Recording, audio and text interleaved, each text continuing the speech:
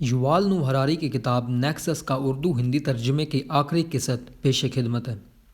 Comment section में अपनी राय का इजहार ज़रूर कीजिए कि आपको ये किताब कैसी लगी। अगर आपको किसी और हिस्टोरिक वेब सीरीज़ जैसे मैंने नार्कोस का मुकम्मल रिव्यू किया चाहिए तो उसका नाम मेंशन करें।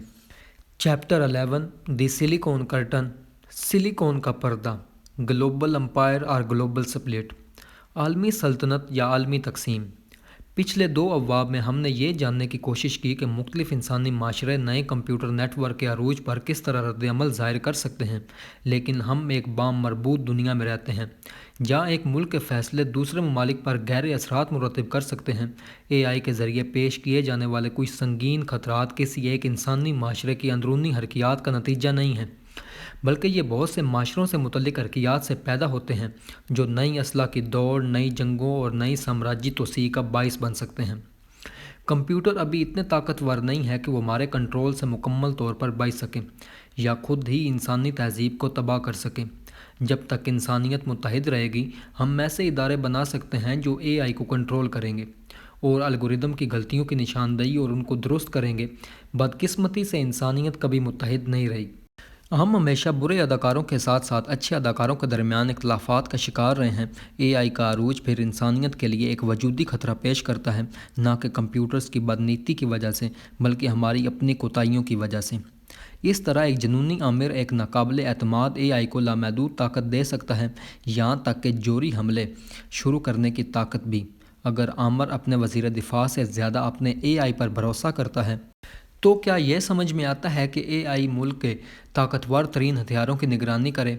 अगर AI फिर कोई गलती करता है या किसी गैर मुल्की हदफ का ताक़ुब करना शुरू कर देता है तो इसका नतीजा तबाहकुन हो सकता है, और न सिर्फ इस मुल्क के लिए, इसी तरह दुनिया के एक कोने में होने वाले वाक़यात पर तवज्जो मरकूज़ करने वाले दहशतगर्द AI को एक आलमी वबा को उकसाने के लिए इस्तेमाल कर सकते हैं।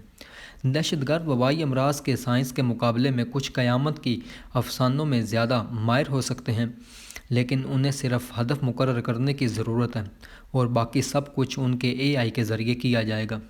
AI एक नया पैथोजन तैयार कर सकता है, उसे तजारती लेबार्ट्रियों से आर्डर कर सकता है या उसे हयातियाती D3 प्रिंटर्स में प्रिंट कर सकता है और हवाई अड्डों या खुराक की सप्लाई चेन के ज़रिए उसे दुनिया भर में फैलाने की बेहतरीन हिकमत अमली तैयार कर सकता है। क्या होगा अगर AI एक वायरस तैयार करता है जो इबोला की तरह मुहल्लिक है, कोविड-19 की तरह मुतद्दी है और एड्स की तरह सुस्त अमल है? जब तक पहले मुतासरीन मरना शुरू हो जाते हैं और दुनिया को ख़तरे से आगाह किया जाता है, ज़मीन पर ज़्यादातर लोग पहले ही मुतासर हो चुके होंगे। जैसा कि हमने पिछले अब्वाब में देखा है, इंसानी तहजीब को सिर्फ एटम बम और वायरस जैसे बड़े पैमाने पर तबाही फैलाने वाले जिस्मानी और हयातियाती हथियारों से ही खतरा नहीं है। इंसानी तहजीब को बड़े पैमाने पर समाजी तबाही के हथियारों से भी तबाह किया जा सकता है, जैसे कि कहानियाँ जो हमारे समाजी बंधनों को कमज़ोर करती हैं। एक मुल्क में तैयार करदा AI का इस्तेमाल जाली खबरों, जाली रकम और जाली इंसानों के सैलाब को रोकने के लिए किया जा सकता है, ताकि मुतअद्दिद दूसरे ममालिक के लोग किसी चीज़ या किसी पर भरोसा करने की सलाहियत खो दें। बहुत से माशरे, जमहूरियत और आमरीत दोनों AI के इस तरह के इस्तेमाल को मुनज़्ज़म करने, बुरे अदाकारों पर काबू पाने और अपने हुक्मरानों और जुनूनियों के ख़तरनाक अज़ाइम पर लगाम लगाने के लिए ज़िम्मेदारी से काम कर सकते हैं। लेकिन अगर चंद माशरे भी ऐसा करने में नाकाम रहते हैं तो ये पूरी इंसानियत को ख़तरे में डालने के लिए काफ़ी हो सकता है। मौसमियाती तब्दीली इन ममालिक को भी तबाह कर सकती है जो बेहतरीन माहौलियाती ज़वाबित को अपनाते हैं, क्योंकि ये एक कौमी मसला के बजाय एक आलमी मसला है। AI भी एक आलमी मसला है। ममालिक ये तसव्वुर करने में सादा लू होंगे कि जब तक वो अपनी सरहदों के अंदर AI को दानिशमंदी से मुनज़्ज़म करते हैं, ये ज़ाब्ते उन्हें AI इनकलाब के बदतरीन नताइज से बचाएंगे। इसके मुताबिक नई कंप्यूटर सियासत को समझने के लिए ये जांचना काफ़ी नहीं है कि अलग अलग माशरे AI पर कैसे रद्दअमल ज़ाहिर कर सकते हैं। हमें ये भी गौर करने की ज़रूरत है कि AI आलमी सतह पर माशरों के दरमियान ताल्लुकात को कैसे तब्दील कर सकता है। फ़िलहाल दुनिया तकरीबन 200 कौमों रियासतों में मुनक़सिम है, जिनमें से बेशतर ने 1945 के बाद ही अपनी आज़ादी हासिल की। ये सब बराबर नहीं हैं। इस फहरिस्त में 2 सुपर पावर्स, चंद बड़ी ताकतें, कई ब्लॉक्स और इत्तेहाद और बहुत सी छोटी मछलियाँ शामिल हैं। फिर भी यहाँ तक कि सबसे छोटी रियासतें भी कुछ फ़ायदा उठाती हैं, जैसा कि सुपर पावर्स को एक दूसरे के खिलाफ खेलने की उनकी सलाहियत से ज़ाहिर होता है। 2020 کی دہائی کے اوائل میں مثال کے طور پر چین اور امریکہ نے تزئیراتی طور پر اہم جنوبی بحر الکاہل کے علاقے میں اثر و رسوخ کے لیے مقابلہ کیا۔ دونوں سپر پاورز نے ٹونگا، توالو، کریباتی اور سولومن جزائر جیسے جزیرہ نما ممالک سے تعلقات استوار کیے۔ ان چھوٹی قوموں کی حکومتوں، جن کی آبادی 7,40,000 سولومن جزائر سے لے کر 11,000 توالو تک ہے، کے پاس یہ فیصلہ کرنے کے لیے کافی گنجائش تھی کہ کس طرف جانا ہے، اور وہ کافی مراعات اور امداد حاصل کرنے میں کامیاب رہے۔ دوسری چھوٹی ریاستوں جیسے قطر نے اپنے آپ کو جیو پولیٹیکل میدان میں اہم کھلاڑی کے طور پر قائم کیا ہے۔ صرف 3 لاکھ شہریوں کے ساتھ قطر پھر بھی مشرق وسطیٰ میں پرجوش خارجہ پالیسی کے مقاصد کا تعاقب کر رہا ہے، عالمی معیشت میں ایک بہت بڑا کردار ادا کر رہا ہے، اور عرب دنیا کے سب سے بااثر TV network Al Jazeera کا گھر ہے۔ کوئی یہ دلیل دے سکتا ہے کہ قطر اپنے سائز سے کہیں زیادہ بہتر کارکردگی کا مظاہرہ کرنے کے قابل ہے، کیونکہ یہ دنیا میں قدرتی گیس کا تیسرا سب سے بڑا برآمد کنندہ ہے۔ پھر بھی ایک مختلف بین الاقوامی سیٹنگ میں اس نے قطر کو ایک آزاد اداکار نہیں بلکہ کسی بھی سامراجی فاتح کے مینیو میں پہلا کورس بنا دیا ہے۔ یہ بتانا ہے کہ 2024 تک قطر کے بہت بڑے ہمسائے اور دنیا کی بالادستی کی طاقتیں خلیج کی چھوٹی ریاست کو اپنی شاندار دولت پر قائم رہنے دے رہی ہیں۔ بہت سے لوگ بین الاقوامی نظام کو ایک جنگل کے طور پر بیان کرتے ہیں۔ اگر ایسا ہے تو یہ ایک ایسا جنگل ہے جس میں شیر چربی والے مرغیوں کو نسبتاً محفوظ طریقے سے رہنے دیتے ہیں۔ قطر، ٹونگا، توالو، کریباتی اور سولومن جزائر سبھی اس بات کی نشاندہی کرتے ہیں کہ ہم ایک پوسٹ امپیریل دور میں رہ رہے ہیں۔ انہوں نے 1970 کی دہائی میں برطانوی سلطنت سے اپنی آزادی حاصل کی، جو یورپی سامراجی نظام کے آخری خاتمے کا حصہ تھا۔ بین الاقوامی میدان میں اب ان کے پاس جو فائدہ ہے وہ اس بات کی گواہی دیتا ہے کہ 21ویں صدی کی پہلی سہ-ماہی میں طاقت نسبتاً بڑی تعداد میں کھلاڑیوں کے درمیان تقسیم ہوتی ہے، بجائے اس کے کہ چند سلطنتوں کے ذریعے اجارہ داری ہو۔ نئے کمپیوٹر نیٹ ورک کا عروج بین الاقوامی سیاست کی شکل کو کیسے تبدیل کر سکتا ہے؟ ایک آمرانہ اے آئی کے ذریعے جوری جنگ شروع کرنے یا ایک دہشت گرد اے آئی کے ذریعے ایک مہلک وبا کو اکسانے جیسے اپوکلپٹک منظرناموں کے علاوہ کمپیوٹر موجودہ بین الاقوامی نظام کے لیے 2 اہم چیلنجز پیش کرتے ہیں۔ پہلا، چونکہ کمپیوٹر ایک مرکزی مرکز میں معلومات اور طاقت کو مرکوز کرنا آسان بناتے ہیں، اس لیے انسانیت ایک نئے سامراجی دور میں داخل ہو سکتی ہے۔ چند سلطنتیں یا شاید ایک ہی سلطنت پوری دنیا کو برطانوی سلطنت یا سویت سلطنت کے مقابلے میں کہیں زیادہ سخت گرفت میں لا سکتی ہیں۔ ٹونگا، توالو اور قطر آزاد ریاستوں سے نوآبادیاتی قبضے میں تبدیل ہو جائیں گے، جیسا کہ وہ 50 سال پہلے تھے۔ اور دوسرا، انسانیت ایک نئے سلیکون پردے کے ساتھ تقسیم ہو سکتی ہے، جو حریف ڈیجیٹل سلطنتوں کے درمیان سے گزرے گا۔ جیسا کہ ہر حکومت اے آئی سیدھ کے مسئلے، آمر کے مخمصے اور دیگر تکنیکی مسائل کے اپنے جواب کا انتخاب کرتی ہے، ہر ایک الگ اور بہت مختلف کمپیوٹر نیٹ ورک بنا سکتا ہے۔ مختلف نیٹ ورکس کو پھر بات چیت کرنا اور بھی مشکل ہو سکتا ہے، اور اسی طرح وہ انسان جن کو وہ کنٹرول کرتے ہیں۔ اگر یہ پیش رفت واقعی میں ہوتی ہے تو یہ آسانی سے اپنے اپوکلپٹک نتائج کا باعث بن سکتی ہے۔ شاید ہر سلطنت اپنے جوہری ہتھیاروں کو انسانی کنٹرول میں رکھ سکتی ہے اور اپنے پاگلوں کو حیاتیاتی ہتھیاروں سے دور رکھ سکتی ہے، لیکن ایک انسانی نسل جو ایک دوسرے کو نہیں سمجھ سکنے والے مخالف کیمپوں میں تقسیم ہو چکی ہے، تباہ کن جنگوں سے بچنے یا تباہ کن موسمیاتی تبدیلی کو روکنے کا بہت کم امکان رکھتی ہے۔ ایک مبہم سلیکون پردے سے جدا ہونے والی حریف سلطنتوں کی دنیا بھی اے آئی کی دھماکہ خیز طاقت کو منظم کرنے کے قابل نہیں ہوگی۔ قطری باشندے جو ایرانی یا روسی نیٹ ورک کے حصے کے طور پر رہ رہے ہیں، ٹونگن جو چینی نیٹ ورک کے حصے کے طور پر رہ رہے ہیں، اور توالو جو امریکی نیٹ ورک کے حصے کے طور پر رہ رہے ہیں، ان کے زندگی کے تجربات اور دنیا کے نظریات اتنے مختلف ہو سکتے ہیں کہ وہ مشکل سے ہی بات چیت کر سکیں گے یا زیادہ پر متفق ہو سکیں گے۔ ڈیجیٹل سلطنتوں کا عروج۔ باب 9 میں ہم نے صنعتی انقلاب اور جدید سامراج کے درمیان رابطے پر مختصر طور پر بات کی۔ شروع میں یہ واضح نہیں تھا کہ صنعتی ٹیکنالوجی کا سلطنت کی تعمیر پر بہت زیادہ اثر پڑے گا۔ جب 18ویں صدی میں برطانوی کوئلے کی کانوں میں پانی نکالنے کے لیے پہلے بھاپ کے انجنوں کو استعمال کیا گیا تھا، تو کسی نے یہ نہیں سوچا تھا کہ وہ بالآخر انسانی تاریخ کے سب سے میتوا کنکشی سامراجی منصوبوں کو طاقت دیں گے۔ جب 19ویں صدی کے اوائل میں صنعتی انقلاب نے بعد میں بھاپ اکٹھی کی تو اسے نجی کاروباروں نے آگے بڑھایا، کیونکہ حکومتیں اور فوجیں اس کے ممکنہ جیو پولیٹیکل اثرات کی تعریف کرنے میں نسبتاً سست تھیں۔ مثال کے طور پر دنیا کی پہلی کمرشل ریلوے جو 1830 میں لیورپول اور منچسٹر کے درمیان کھولی گئی تھی، نجی ملکیت والی لیورپول اور منچسٹر ریلوے کمپنی کے ذریعے تعمیر اور چلائی گئی تھی۔ UK، امریکہ، فرانس، جرمنی اور دیگر مقامات پر زیادہ تر ابتدائی ریلوے لائنز کے ساتھ بھی یہی سچ تھا۔ اس وقت یہ بالکل واضح نہیں تھا کہ حکومتوں یا فوجوں کو ایسے تجارتی اداروں میں کیوں شامل ہونا چاہیے۔ تاہم 19ویں صدی کے وسط تک معروف صنعتی طاقتوں کی حکومتوں اور مسلح افواج نے جدید ٹیکنالوجی کی بے پناہ جیو پولیٹیکل صلاحیت کو مکمل طور پر تسلیم کر لیا تھا۔ خام مال اور منڈیوں کی ضرورت نے سامراج کو جائز قرار دیا، جبکہ صنعتی ٹیکنالوجیز نے سامراجی فتوحات کو آسان بنا دیا۔ مثال کے طور پر افیون کی جنگوں میں چینیوں پر برطانوی فتح کے لیے اسٹیم شپ بہت اہم تھے، اور ریلوے نے امریکی مغرب کی توسیع اور روسی مشرق اور جنوب کی توسیع میں فیصلہ کن کردار ادا کیا۔ در حقیقت پورے سامراجی منصوبے، ٹرانس سائبیرین اور ٹرانس کیپسین روسی لائنز، برلن بغداد ریلوے کا جرمن خواب اور قاہرہ سے کیپ تک ریلوے بنانے کا برطانوی خواب جیسے ریلوے کی تعمیر کے گرد تشکیل دیے گئے تھے۔ اس کے باوجود زیادہ تر سیاسی ادارے وقت پر بڑھتی ہوئی صنعتی اصلاح کی دوڑ میں شامل نہیں ہوئے۔ کچھ میں ایسا کرنے کی صلاحیت کا فقدان تھا، جیسے سولومن جزائر کے میلانیشین سردار اور قطر کے السانی قبیلے۔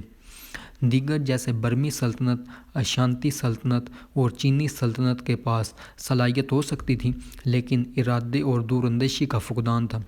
ان کے حکمران اور باشندے یا تو برطانوی مڈ لینڈز جیسی جگہوں پر ہونے والی پیش رفت پر عمل نہیں کرتے تھے، یا یہ نہیں سوچتے تھے کہ ان کا ان سے کوئی تعلق ہے۔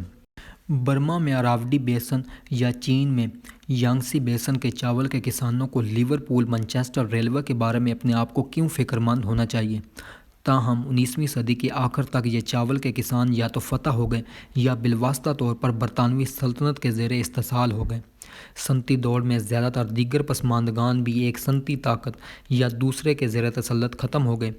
کیا AI کے ساتھ بھی ایسا ہی کچھ ہو سکتا ہے؟ جب 21ویں صدی کے ابتدائی سالوں میں AI کی تیاری کی دوڑ میں تیزی آئی تو اس کی قیادت بھی ابتدائی طور پر چند ممالک میں نجی کاروباری افراد نے کی۔ انہوں نے دنیا کی معلومات کے بہاؤ کو مرکزی بنانے پر اپنی نظریں مرکوز کیں۔ گوگل دنیا کی تمام معلومات کو ایک جگہ پر منظم کرنا چاہتا تھا۔ Amazon دنیا کی تمام خریداری کو مرکزی بنانا چاہتا تھا۔ فیس بک دنیا کے تمام سماجی دائرے کو جوڑنا چاہتا تھا۔ لیکن دنیا کی تمام معلومات کو مرتکز کرنا نہ تو عملی ہے اور نہ ہی مددگار ہے، جب تک کہ کوئی اس معلومات کو مرکزی طور پر پروسیس نہ کر سکے۔ اور 2000 میں جب گوگل کا سرچ انجن اپنے بچے کے قدم اٹھا رہا تھا، جب Amazon ایک معمولی آن لائن کتابوں کی دکان تھی، اور جب مارک زکربرگ ہائی اسکول میں تھا، ڈیٹا کے سمندروں کو مرکزی طور پر پروسیس کرنے کے لیے ضروری AI کہیں بھی دستیاب نہیں تھا، لیکن کچھ لوگوں کا خیال تھا کہ یہ بس آنے ہی والا ہے۔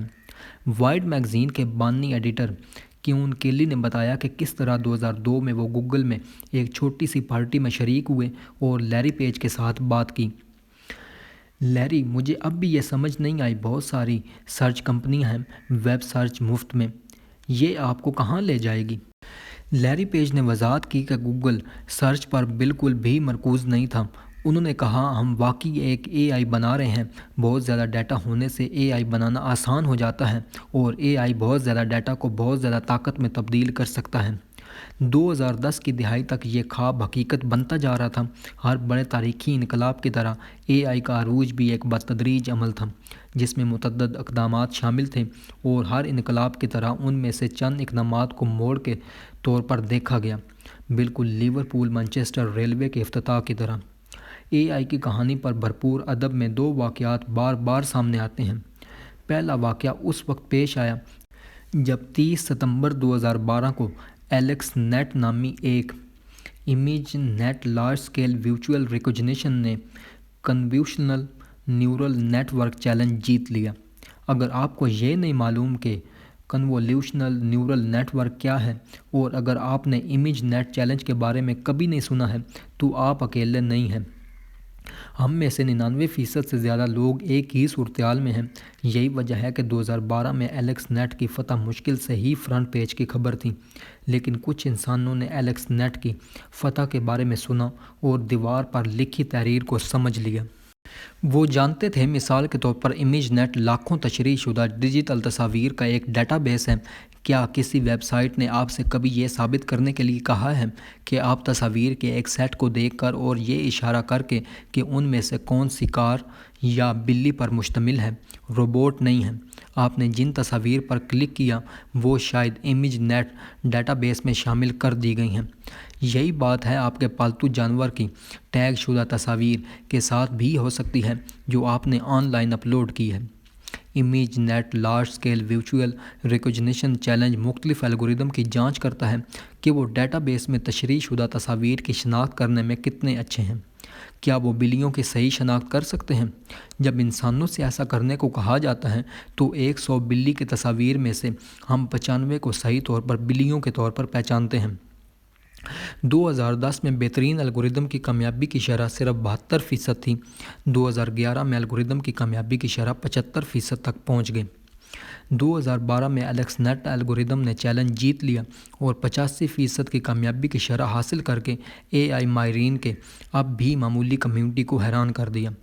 اگر یہ بہتری عام لوگوں کے لیے بہت زیادہ نہیں لگ سکتی ہے، اس نے ماہرین کو بعض اے آئی شعبوں میں تیز رفتار ترقی کے امکان کا مظاہرہ کیا۔ 2015 تک ایک مائیکروسافٹ الگوریدم نے 96% درستگی حاصل کی، جو بلی کی تصاویر کی شناخت کرنے کی انسانی صلاحیت سے آگے نکل گئی۔ 2016 میں دی اکانومسٹ نے from not working to neural networking کے عنوان سے ایک مضمون شائع کیا جس میں پوچھا گیا، مصنوعی ذہانت جو اپنے ابتدائی دنوں سے ہی غرور اور مایوسی سے وابستہ ہے، اچانک ٹیکنالوجی کا گرم ترین میدان کیسے بن گئی؟ اس نے ایلیکس نیٹ کی فتح کی طرف اس لمحے کی طرف اشارہ کیا جب لوگوں نے نہ صرف اے آئی کمیونٹی کے اندر بلکہ پوری ٹیکنالوجی انڈسٹری میں توجہ دینا شروع کر دی۔ اس مضمون کو ایک روبوٹ ہاتھ کی تصویر کے ساتھ دکھایا گیا تھا جس میں ایک بلی کی تصویر تھی۔ یہ تمام بلیوں کی تصاویر جو ٹیک جائنٹس دنیا بھر سے حاصل کر رہے تھے، صارفین یا ٹیکس جمع کرنے والوں کو ایک پیسہ بھی ادا کیے بغیر ناقابل یقین حد تک قیمتی ثابت ہوئیں۔ اے آئی کی دوڑ شروع ہو چکی تھی اور حریف بلیوں کی تصاویر پر دوڑ رہے تھے۔ اسی وقت جب AlexNet ImageNet challenge کی تیاری کر رہا تھا، گوگل بھی اپنے اے آئی کو بلیوں کی تصاویر پر تربیت دے رہا تھا، اور یہاں تک کہ ایک وقف شدہ بلی کی تصویر بنانے والا اے آئی بھی بنایا جسے میاؤ جنریٹر کہتے ہیں۔ پیاری بلی کے بچوں کو پہچان کر تیار کی گئی ٹیکنالوجی کو بعد میں زیادہ شکاری مقاصد کے لیے استعمال کیا گیا۔ مثال کے طور پر اسرائیل نے مقبوضہ علاقوں میں فلسطینیوں کے چہرے کی شناخت کے لیے اسرائیلی فوجیوں کے ذریعے استعمال ہونے والی ریڈ وولف، بلیو وولف اور وولف پیک ایپس بنانے کے لیے اس پر انحصار کیا۔ بلی کی تصاویر کو پہچاننے کی صلاحیت نے ایران کے ذریعے استعمال ہونے والے الگوریدم کو بھی جنم دیا جو خود بخود بے نقاب خواتین کو پہچانتے ہیں اور اس کے حجاب قوانین کو نافذ کرتے ہیں۔ جیسا کہ باب 8 میں بیان کیا گیا ہے، مشین لرننگ الگوریدم کو تربیت دینے کے لیے بڑے پیمانے پر ڈیٹا کی ضرورت ہوتی ہے۔ دنیا بھر کے لوگوں کے ذریعے مفت میں اپلوڈ اور تشریح کی گئی لاکھوں بلی کی تصاویر کے بغیر ایلیکس نیٹ الگوریدم یا میاؤ جنریٹر کو تربیت دینا ممکن نہیں تھا، جس نے بعد میں دور رس اقتصادی، سیاسی اور فوجی صلاحیتوں کے ساتھ بعد کے اے آئی کے لیے سانچے کا کام کیا۔ جیسا کہ 19ویں صدی کے اوائل میں ریلوے بنانے کی کوششوں کی قیادت نجی کاروباری افراد نے کی تھی، اسی طرح 21ویں صدی کے اوائل میں نجی کارپوریشنز اے آئی کی دوڑ میں ابتدائی طور پر اہم حریف تھیں۔ گوگل، فیس بک، علی بابا، بیڈو کے ایگزیکٹوز نے صدور اور جرنیلوں سے پہلے بلی کی تصاویر کو پہچاننے کی قدر دیکھی۔ دوسرا ایوریکا لمحہ، جب صدور اور جرنیلوں کو یہ معلوم ہوا کہ کیا ہو رہا ہے، مارچ 2016 کے وسط میں پیش آیا۔ یہ گوگل کے الفا گو کی لی سیڈول پر مذکورہ بالا فتح تھی، جہاں ایلیکس نیٹ کی کامیابی کو سیاستدانوں نے بڑی حد تک نظر انداز کر دیا۔ وہیں الفا گو کی فتح نے سرکاری دفاتر، خاص طور پر مشرقی ایشیا میں شاک ویوز بھیج دیں۔ چین اور ہمسایہ ممالک میں گو ایک ثقافتی خزانہ ہے اور اسے خواہشمند حکمت عملی سازوں اور پالیسی سازوں کے لیے ایک مثالی تربیت سمجھا جاتا ہے۔ مارچ 2016 میں یا اے آئی کی داستان کے مطابق چینی حکومت نے محسوس کیا کہ اے آئی کا دور شروع ہو گیا ہے۔ یہ کوئی تعجب کی بات نہیں ہے کہ چینی حکومت شاید سب سے پہلے اس بات کی پوری اہمیت کو سمجھنے والی تھی کہ کیا ہو رہا ہے۔ 19ویں صدی میں چین صنعتی انقلاب کی صلاحیت کو سمجھنے میں دیر سے تھا اور ریل گاڑیوں اور اسٹیم شپ جیسی ایجادات کو اپنانے میں سست تھا۔ اس کے نتیجے میں اس نے وہ کچھ برداشت کیا جسے چینی ذلت کی صدی کہتے ہیں۔ صدیوں تک دنیا کی سب سے بڑی سپر پاورز رہنے کے بعد جدید صنعتی ٹیکنالوجی کو اپنانے میں ناکامی نے چین کو اپنے گھٹنوں پر لا کھڑا کیا۔ یہ جنگوں میں بار بار شکست کھا گیا، جزوی طور پر غیر ملکیوں کے زیر قبضہ آیا اور ان طاقتوں کے ذریعے مکمل طور پر استحصال کیا گیا جو ریل گاڑیوں اور اسٹیم شپ کو سمجھتے تھے۔ چینیوں نے پھر کبھی ٹرین نہ چھوڑنے کا عہد کیا۔ 2017 میں چین کی حکومت نے اپنا نئی نسل کا مصنوعی ذہانت کا منصوبہ جاری کیا، جس میں اعلان کیا گیا کہ 2030 تک چین کے اے آئی نظریات، ٹیکنالوجیز اور اطلاق کو عالمی سطح پر پہنچ جانا چاہیے، جس سے چین دنیا کا بنیادی اے آئی اختراع کا مرکز بن جائے گا۔ اس کے بعد کے سالوں میں چین نے اے آئی میں بے پناہ وسائل ڈالے تاکہ 2020 کی دہائی کے اوائل تک یہ پہلے ہی کئی اے آئی سے متعلق شعبوں میں دنیا کی قیادت کر رہا ہے اور دوسروں میں امریکہ کے ساتھ پکڑ رہا ہے۔ یقیناً چینی حکومت واحد نہیں تھی جو اے آئی کی اہمیت کے لیے جاگی۔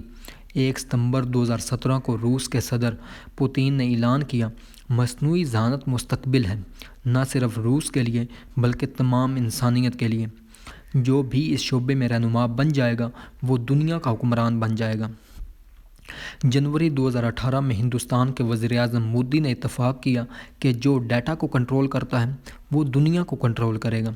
فروری 2019 میں صدر ٹرمپ نے اے آئی پر ایک ایگزیکٹو آرڈر پر دستخط کرتے ہوئے کہا کہ اے آئی کا دور آ گیا ہے اور یہ کہ مصنوعی ذہانت میں امریکی قیادت کا تسلسل ریاستہائے متحدہ کی اقتصادی اور قومی سلامتی کو برقرار رکھنے کے لیے از حد اہم ہے۔ اس وقت ریاستہائے متحدہ پہلے ہی اے آئی کے دور میں سر فہرست تھا، جس کا بڑا حصہ بصیرت رکھنے والے نجی کاروباری افراد کی کوششوں کی بدولت تھا، لیکن جو کارپوریشنز کے درمیان ایک تجارتی مقابلے کے طور پر شروع ہوا وہ حکومتوں کے درمیان ایک میچ میں تبدیل ہو رہا تھا، یا شاید زیادہ درست طریقے سے ایک دوسرے کے مد مقابل ٹیموں کے درمیان ایک دوڑ میں ہر ایک حکومت اور کئی کارپوریشنز پر مشتمل ہے۔ فاتح کے لیے انعام، عالمی تسلط۔ ڈیٹا کی نوآبادیات۔ 16ویں صدی میں جب ہسپانوی، پرتگالی اور ڈچ فاتحین تاریخ میں پہلی عالمی سلطنتوں کی تعمیر کر رہے تھے، وہ جہازوں، گھوڑوں اور بارود کے ساتھ آئے۔ جب 19ویں اور 20ویں صدی میں برطانوی، روسی اور جاپانیوں نے بالادستی کے لیے اپنی بولی لگائی تو انہوں نے اسٹیم شپ، لوکوموٹو اور مشین گنوں پر انحصار کیا۔ 21ویں صدی میں کسی کالونی پر قبضہ حاصل کرنے کے لیے آپ کو اب گن بوٹ بھیجنے کی ضرورت نہیں ہے، آپ کو ڈیٹا نکالنے کی ضرورت ہے۔ دنیا کے ڈیٹا کو اکٹھا کرنے والی چند کارپوریشنز یا حکومتیں دنیا کے باقی حصوں کو ڈیٹا کالونیوں میں تبدیل کر سکتی ہیں۔ وہ علاقے جن پر وہ کھلے عام فوجی طاقت سے نہیں بلکہ معلومات سے کنٹرول کرتے ہیں۔ ایک صورتحال کا تصور کریں، 20 سالوں میں کہتے ہیں جب بیجنگ یا سین فرانسسکو میں کوئی آپ کے ملک کے ہر سیاستدان، صحافی، کرنل اور سی ای او کی پوری ذاتی تاریخ رکھتا ہے، ہر وہ متن جو انہوں نے کبھی بھیجا، ہر ویب تلاش جو انہوں نے کبھی کی، ہر بیماری کا سامنا کرنا پڑا، ہر جنسی تعلق سے لطف اندوز ہوئے، ہر مذاق جس نے انہوں نے بتایا، ہر رشوت جو انہوں نے لی، کیا آپ اب بھی ایک آزاد ملک میں رہ رہے ہوں گے یا اب آپ ایک ڈیٹا کالونی میں رہ رہے ہوں گے؟ کیا ہوتا ہے جب آپ کا ملک خود کو ڈیجیٹل انفراسٹرکچر اور اے آئی سے چلنے والے نظاموں پر مکمل طور پر منحصر پاتا ہے جس پر اس کا کوئی مؤثر کنٹرول نہیں ہے؟ ایسی صورتحال ایک نئی قسم کی ڈیٹا نوآبادیات کا باعث بن سکتی ہے، جس میں ڈیٹا کے کنٹرول کو دور دراز کی کالونیوں پر قبضہ حاصل کرنے کے لیے استعمال کیا جاتا ہے۔ اے آئی اور ڈیٹا میں مہارت نئی سلطنتوں کو لوگوں کی توجہ پر بھی کنٹرول دے سکتی ہے، جیسا کہ ہم پہلے ہی بات کر چکے ہیں۔ 2010 کی دہائی میں فیس بک اور یوٹیوب جیسے امریکی سوشل میڈیا کے بڑے اداروں نے منافع کے حصول کے لیے میانمار اور برازیل جیسے دور دراز ممالک کی سیاست کو الٹ دیا۔ مستقبل کی ڈیجیٹل سلطنتیں سیاسی مفادات کے لیے بھی ایسا ہی کچھ کر سکتی ہیں۔ نفسیاتی جنگ، ڈیٹا نوآبادیات اور اپنی سائبر اسپیس پر کنٹرول کھونے کے خوف نے بہت سے ممالک کو پہلے ہی ایسے ایپس کو بلاک کرنے پر مجبور کر دیا ہے جو وہ خطرناک سمجھتے ہیں۔ چین نے فیس بک، یوٹیوب اور بہت سے دیگر مغربی سوشل میڈیا ایپس اور ویب سائٹس پر پابندی لگا دی ہے۔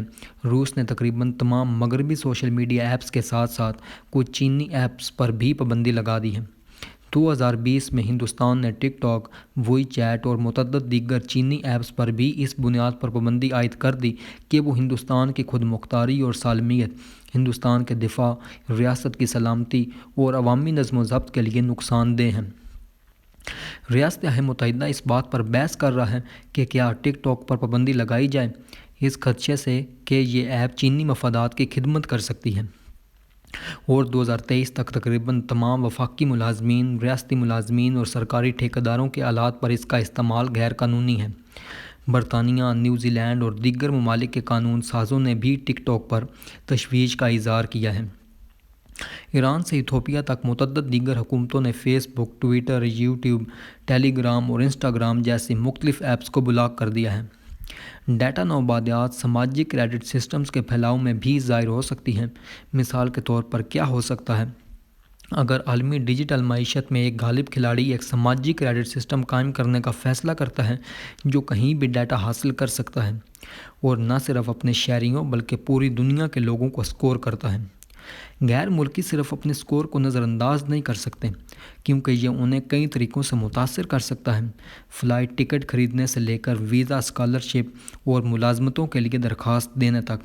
جس طرح سیاح اپنے ملک میں بھی ریستوران اور چھٹیوں کے گھروں کا جائزہ لینے کے لیے ٹرپ ایڈوائزر اور ایئر بی این بی جیسی غیر ملکی کارپوریشنز کے ذریعے دیے گئے عالمی اسکورز کا استعمال کرتے ہیں، اور جس طرح دنیا بھر کے لوگ تجارتی لین دین کے لیے امریکی ڈالر کا استعمال کرتے ہیں، اسی طرح ہر جگہ لوگ شروع کر سکتے ہیں مقامی سماجی تعاملات کے لیے چینی یا امریکی سوشل کریڈٹ اسکور کا استعمال کریں۔ ڈیٹا کالونی بننے کے اقتصادی، سیاسی اور سماجی نتائج کیا ہوں گے؟ 19ویں اور 20ویں صدی میں اگر آپ بیلجیم یا برطانیہ جیسی صنعتی طاقت کے نوآبادیاتی علاقے میں تھے تو اس کا عام طور پر مطلب یہ تھا کہ آپ خام مال فراہم کرتے تھے، جبکہ سب سے زیادہ منافع کمانے والے جدید صنعتیں سامراجی مرکز میں رہتی تھیں۔ مصر برطانیہ کو کپاس برآمد کرتا تھا اور اعلیٰ درجے کی ٹیکسٹائل درآمد کرتا تھا۔ ملایا نے ٹائروں کے لیے ربڑ فراہم کیا، کوونٹری نے کاریں بنائیں۔ ڈیٹا نوآبادیات کے ساتھ بھی کچھ ایسا ہی ہونے کا امکان ہے۔ اے آئی انڈسٹری کے لیے خام مال ڈیٹا ہے۔ تصاویر کو پہچاننے والا اے آئی تیار کرنے کے لیے آپ کو بلیوں کی تصاویر کی ضرورت ہے۔ جدید ترین فیشن تیار کرنے کے لیے آپ کو فیشن کے رجحانات کے بارے میں ڈیٹا کی ضرورت ہے۔ خود مختار گاڑیاں تیار کرنے کے لیے آپ کو ٹریفک کے نمونوں اور کار حادثات کے بارے میں ڈیٹا کی ضرورت ہے۔ ہیلتھ کیئر اے آئی تیار کرنے کے لیے آپ کو جینز اور طبی حالات کے بارے میں ڈیٹا کی ضرورت ہے۔ ایک نئی سامراجی انفارمیشن اکانومی میں خام ڈیٹا دنیا بھر سے حاصل کیا جائے گا اور سامراجی مرکز میں بہہ جائے گا۔ وہاں جدید ٹیکنالوجی تیار کی جائے گی جس سے ناقابل شکست الگوریدم تیار ہوں گے جو بلیوں کی شناخت کرنا، فیشن کے رجحانات کی پیشن گوئی کرنا، خود مختار گاڑیاں چلانا اور بیماریوں کی تشخیص کرنا جانتے ہیں۔ ان الگوریدم کو پھر ڈیٹا کالونیوں میں واپس برآمد کیا جائے گا۔ مصر اور ملیشیا کے ڈیٹا سے سین فرانسسکو یا بیجنگ میں کارپوریشن امیر ہو سکتی ہے، جبکہ قاہرہ اور کوالالمپور کے لوگ غریب رہتے ہیں، کیونکہ نہ تو منافع اور نہ ہی طاقت واپس تقسیم کی جاتی ہے۔ نئی انفارمیشن اکانومی کی نوعیت سامراجی مرکز اور استحصال شدہ کالونی کے درمیان عدم توازن کو پہلے سے کہیں زیادہ خراب کر سکتی ہے۔ قدیم زمانے میں زمین معلومات کی بجائے سب سے اہم اقتصادی اثاثہ تھی۔ اس نے تمام دولت اور طاقت کے ایک ہی مرکز میں ضرورت سے زیادہ ارتکاز کو روک دیا۔ جب تک زمین سب سے اہم تھی، صوبائی زمینداروں کے ہاتھ میں کافی دولت اور طاقت ہمیشہ رہتی تھی۔ مثال کے طور پر ایک رومن شہنشاہ ایک کے بعد ایک صوبائی بغاوت کو کچل سکتا تھا، لیکن آخری باغی سردار کا سر قلم کرنے کے اگلے ہی دن اس کے پاس صوبائی زمینداروں کا ایک نیا سیٹ مقرر کرنے کے علاوہ کوئی چارہ نہیں تھا جو دوبارہ مرکزی طاقت کو للکار سکتے تھے۔ رومن سلطنت میں اگرچہ اٹلی سیاسی طاقت کا مرکز تھا، لیکن امیر ترین صوبے مشرقی بحیرہ روم میں تھے۔ نیل وادی کے زرخیز کھیتوں کو اطالوی جزیرہ نما تک پہنچانا ناممکن تھا۔ بلاخر شہنشاہوں نے روم کے شہر کو واشیوں کے حوالے کر دیا اور سیاسی طاقت کی نشست کو امیر مشرق میں قسطنطنیہ میں منتقل کر دیا۔ صنعتی انقلاب کے دوران مشینیں زمین سے زیادہ اہم ہو گئیں۔ فیکٹریاں، کانیں، ریلوے لائنیں اور بجلی گھر قیمتی اثاثے بن گئے۔ اس قسم کے اثاثوں کو ایک جگہ پر مرکوز کرنا کچھ آسان تھا۔ برطانوی سلطنت اپنے گھریلو جزائر میں صنعتی پیداوار کو مرکزی بنا سکتی تھی۔ ہندوستان، مصر اور عراق سے خام مال نکال سکتی تھی اور انہیں برمنگھم یا بیلفاسٹ میں تیار شدہ سامان فروخت کر سکتی تھی۔ رومن سلطنت کے برعکس برطانیہ سیاسی اور اقتصادی طاقت دونوں کا مرکز تھا، لیکن طبیعیات اور ارضیات نے اب بھی اس دولت اور طاقت کے ارتکاز پر قدرتی حدود لگا دی ہیں۔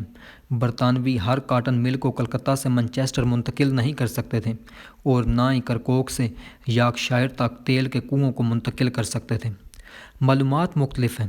کپاس اور تیل کے برعکس ڈیجیٹل ڈیٹا کو ملائیشیا یا مصر سے بیجنگ یا سین فرانسسکو تک تقریباً روشنی کی رفتار سے بھیجا جا سکتا ہے، اور زمین، تیل کے کھیتوں یا ٹیکسٹائل فیکٹریوں کے برعکس الگوریدم زیادہ جگہ نہیں لیتے ہیں۔ اس کے نتیجے میں صنعتی طاقت کے برعکس دنیا کو الگوریدمک طاقت کو ایک ہی مرکز میں مرکوز کیا جا سکتا ہے۔ ایک ہی ملک کے انجینئر کوڈ لکھ سکتے ہیں اور تمام اہم الگوریدم کے لیے چابیاں کنٹرول کر سکتے ہیں جو پوری دنیا کو چلاتے ہیں۔ در حقیقت اے آئی ٹیکسٹائل جیسی کچھ روایتی صنعتوں کے فیصلہ کن اثاثوں کو بھی ایک جگہ پر مرکوز کرنا ممکن بناتا ہے۔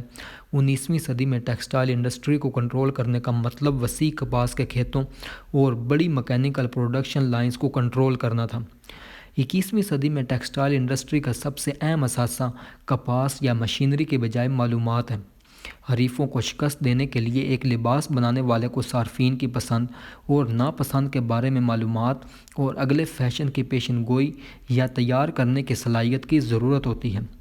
اس قسم کی معلومات کو کنٹرول کر کے ایمیزون اور علی بابا جیسے ہائی ٹیک جنات ٹیکسٹائل جیسی بہت روایتی صنعت پر بھی اجارہ داری قائم کر سکتے ہیں۔ 2021 میں ایمیزون ریاستہائے متحدہ کا سب سے بڑا سنگل کلاتھنگ ریٹیلر بن گیا۔ مزید یہ کہ جیسا کہ اے آئی روبوٹس اور D3 پرنٹرز ٹیکسٹائل کی پیداوار کو خود کار بناتے ہیں، لاکھوں کارکن اپنی ملازمتیں کھو سکتے ہیں، جس سے قومی معیشتیں اور طاقت کا عالمی توازن خراب ہو جائے گا۔ مثال کے طور پر پاکستان اور بنگلہ دیش کی معیشتوں اور ریاست کا کیا ہوگا جب آٹومیشن یورپ میں ٹیکسٹائل کی پیداوار کو سستا بنا دے گا۔ غور کریں کہ فی الحال ٹیکسٹائل کا شعبہ پاکستان کے کل افرادی قوت کے 40% کو روزگار فراہم کرتا ہے اور بنگلہ دیش کی برآمدی آمدنی کا 84% ہے، جیسا کہ باب 7 میں ذکر کیا گیا ہے۔ جبکہ آٹومیشن لاکھوں ٹیکسٹائل کارکنوں کو بیکار بنا سکتا ہے، یہ شاید بہت سی نئی ملازمتیں بھی پیدا کرے گا۔ مثال کے طور پر کوڈرز اور ڈیٹا تجزیہ کاروں کی بہت زیادہ مانگ ہو سکتی ہے، لیکن ایک بے روزگار فیکٹری کے ہاتھ کو ڈیٹا تجزیہ کار میں تبدیل کرنے کے لیے دوبارہ تربیت میں کافی سرمایہ کاری کی ضرورت ہوتی ہے۔ پاکستان اور بنگلہ دیش کو ایسا کرنے کے لیے پیسے کہاں سے ملیں گے؟ لہٰذا اے آئی اور آٹومیشن غریب ترقی پذیر ممالک کے لیے ایک خاص چیلنج ہے۔ اے آئی سے چلنے والی معیشت میں ڈیجیٹل رہنماز زیادہ تر فوائد کا دعویٰ کرتے ہیں اور اپنی دولت کو اپنی افرادی قوت کی دوبارہ تربیت اور مزید منافع کے لیے استعمال کرتے ہیں۔ دریں اثنا پیچھے رہ جانے والے ممالک میں غیر ہنرمند مزدوروں کی قدر میں کمی آئے گی اور ان کے پاس اپنی افرادی قوت کو دوبارہ تربیت دینے کے وسائل نہیں ہوں گے، جس کی وجہ سے وہ مزید پیچھے رہ جائیں گے۔ اس کا نتیجہ سین فرانسسکو اور شنگھائی میں بہت سی نئی ملازمتیں اور بے پناہ دولت ہو سکتا ہے، جبکہ دنیا کے بہت سے دوسرے حصے اقتصادی تباہی کا شکار ہیں۔ عالمی accounting firm PricewaterhouseCoopers کے مطابق اے آئی کے 2030 تک عالمی معیشت میں $15.7 ٹریلین کا اضافہ ہونے کی توقع ہے، لیکن اگر موجودہ رجحانات جاری رہے تو یہ اندازہ لگایا گیا ہے کہ چین اور شمالی امریکہ، دو معروف اے آئی سپر پاورز، مل کر اس رقم کا 70% گھر لے جائیں گے۔ عالمی رابطے سے محدود دنیا تک، فرام ویب ٹو کوکون۔ یہ اقتصادی اور جیو پولیٹیکل حرکیات دنیا کو دو ڈیجیٹل سلطنتوں کے درمیان تقسیم کر سکتی ہے۔ سرد جنگ کے دوران آئینی پردہ بہت سی جگہوں پر لفظی طور پر دھات سے بنا تھا۔ کنڈے دار تار نے ایک ملک کو دوسرے ملک سے الگ کر دیا۔ اب دنیا تیزی سے سلیکون پردے سے تقسیم ہوتی جا رہی ہے۔ سلیکون پردہ کوڈ سے بنا ہے اور یہ دنیا کے ہر سمارٹ فون، کمپیوٹر اور سرور سے گزرتا ہے۔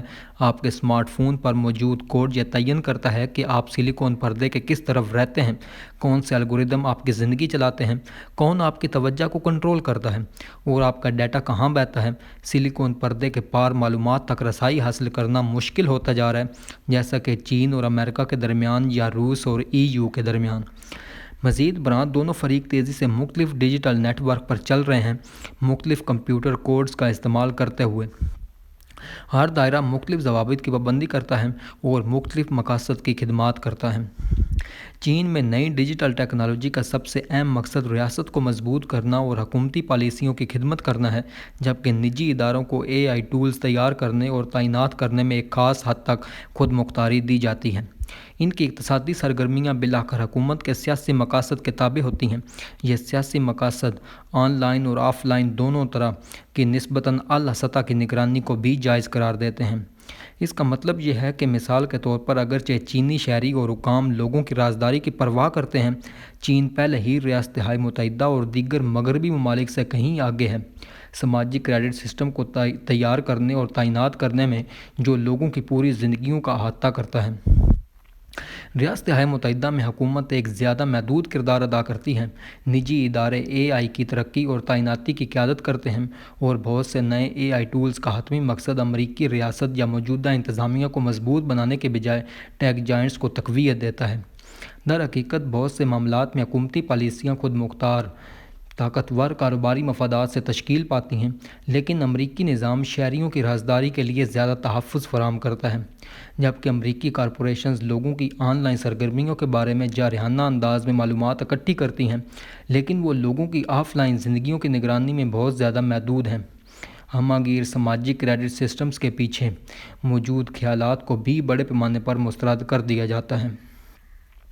ان سیاسی، ثقافتی اور ریگولیٹری اختلافات کا مطلب یہ ہے کہ ہر دائرہ مختلف سافٹ ویئر استعمال کر رہا ہے۔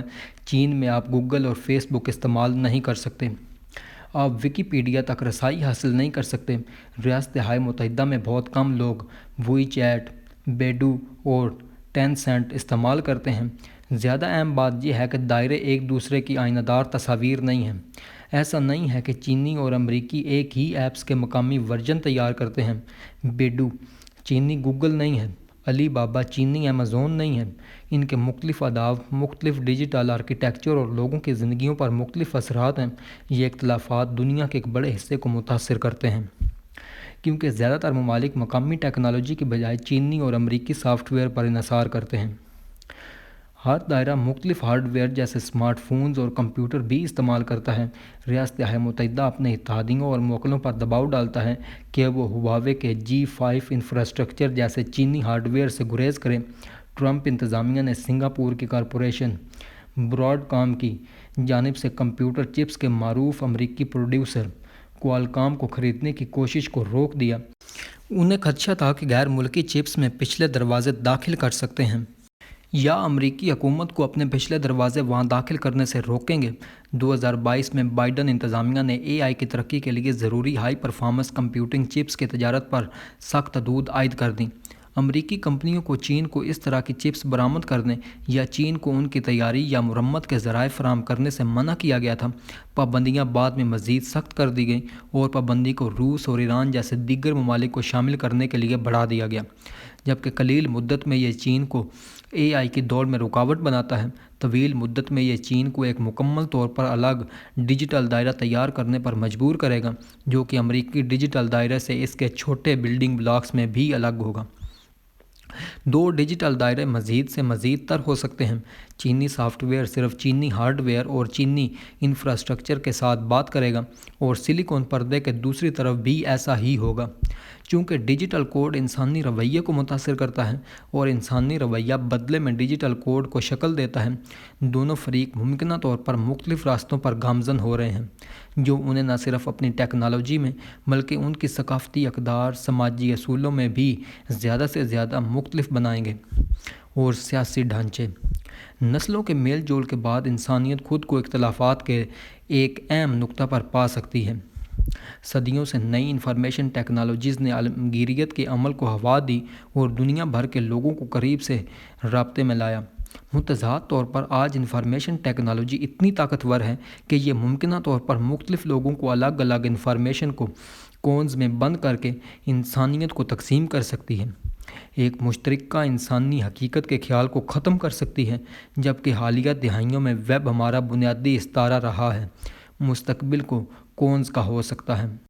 عالمی سطح پر ذہن و جسم کی تقسیم، الگ الگ انفارمیشن کو کونز میں تقسیم نہ صرف اقتصادی رقابت اور بین الاقوامی تناؤ کا باعث بن سکتی ہے، بلکہ بہت مختلف ثقافتوں، نظریات اور شناختوں کی ترقی کا بھی باعث بن سکتی ہے۔ مستقبل کی ثقافتی اور نظریاتی پیش رفت کا اندازہ لگانا عام طور پر ایک بے وقوف کا کام ہے، یہ اقتصادی اور جیو پولیٹیکل پیش رفت کی پیش گوئی کرنے سے کہیں زیادہ مشکل ہے۔ ٹائبیرس کے زمانے میں کتنے رومی یا یہودی یہ اندازہ لگا سکتے تھے کہ ایک یہودی فرقہ بلا کر رومن سلطنت پر قبضہ کر لے گا اور شہنشاہ روم کے پرانے دیوتاؤں کو چھوڑ کر ایک پھانسی پانے والے یہودی ربی کی عبادت کریں گے؟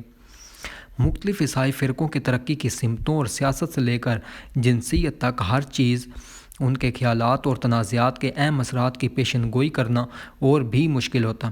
جب یسوع سے ٹائبیرس کی حکومت کو ٹیکس ادا کرنے کے بارے میں پوچھا گیا اور اس نے جواب دیا، کیسر کی چیزیں کیسر کو اور خدا کی چیزیں خدا کو دو، کوئی بھی اس کے جواب کے اثرات کا تصور نہیں کر سکتا تھا۔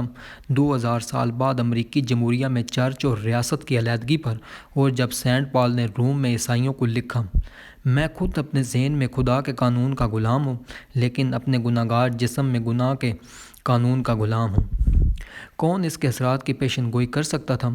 کارٹیسین فلسفہ سے لے کر عجیب و غریب نظریہ تک کے خیالات کا مکاتب کے طور پر۔ ان مشکلات کے باوجود مستقبل کے ثقافتی پیش رفت کا تصور کرنے کی کوشش کرنا ضروری ہے، تاکہ ہم اس حقیقت سے خود کو آگاہ کر سکیں کہ AI انقلاب اور حریف ڈیجیٹل شعبوں کی تشکیل ہماری ملازمتوں اور سیاسی ڈھانچے سے زیادہ تبدیل ہونے کا امکان ہے۔ درج ذیل پیراگراف میں کچھ تسلیم شدہ طور پر خطرناک آسرائیاں ہیں، اس لیے برائے کرم ذہن میں رکھیں کہ میرا مقصد ثقافتی پیش رفت کی درست پیشن گوئی کرنا نہیں ہے، بلکہ صرف اس امکان کی طرف توجہ مبذول کرانا ہے کہ غیر ثقافتی تغیرات اور تنازعات ہمارا انتظار کر رہے ہیں۔ دور رس نتائج کے ساتھ ایک ممکنہ پیش رفت یہ ہے کہ مختلف ڈیجیٹل ککون انسانی شناخت کے بنیادی سوالات کے لیے ناموافق نقطہ نظر اپنا سکتے ہیں۔ ہزاروں سالوں سے بہت سے مذہبی اور ثقافتی تنازعات، مثال کے طور پر حریف عیسائی فرقوں کے درمیان، ہندوؤں اور بدھوں کے درمیان، اور افلاطون اور ارسطو کے درمیان ذہن و جسم کے مسئلے پر اختلافات کی وجہ سے پیدا ہوئے۔ کیا انسان ایک جسمانی جسم ہے یا ایک غیر جسمانی دماغ، یا شاید ایک جسم کے اندر پھنسا ہوا دماغ؟ 21ویں صدی میں کمپیوٹر نیٹ ورک ذہن و جسم کے مسئلے کو تیز کر سکتا ہے اور اسے بڑے ذاتی، نظریاتی اور سیاسی تنازعات کا سبب بنا سکتا ہے۔ ذہن و جسم کے مسئلے کے سیاسی اثرات کو سمجھنے کے لیے آئیے عیسائیت کی تاریخ کا مختصر جائزہ لیں۔ بہت سے ابتدائی عیسائی فرقے جو یہودی سوچ سے متاثر تھے، پرانے عہد نامے کے اس خیال پر یقین رکھتے تھے کہ انسان مجسم وجود ہے اور یہ کہ جسم انسانی شناخت میں اہم کردار ادا کرتا ہے۔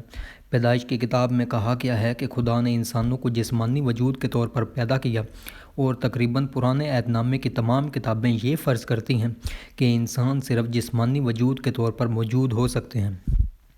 چند ممکنہ استثناء کے ساتھ، پرانا عہد نامہ موت کے بعد جنت یا جہنم میں بے جسم وجود کے امکان کا ذکر نہیں کرتا۔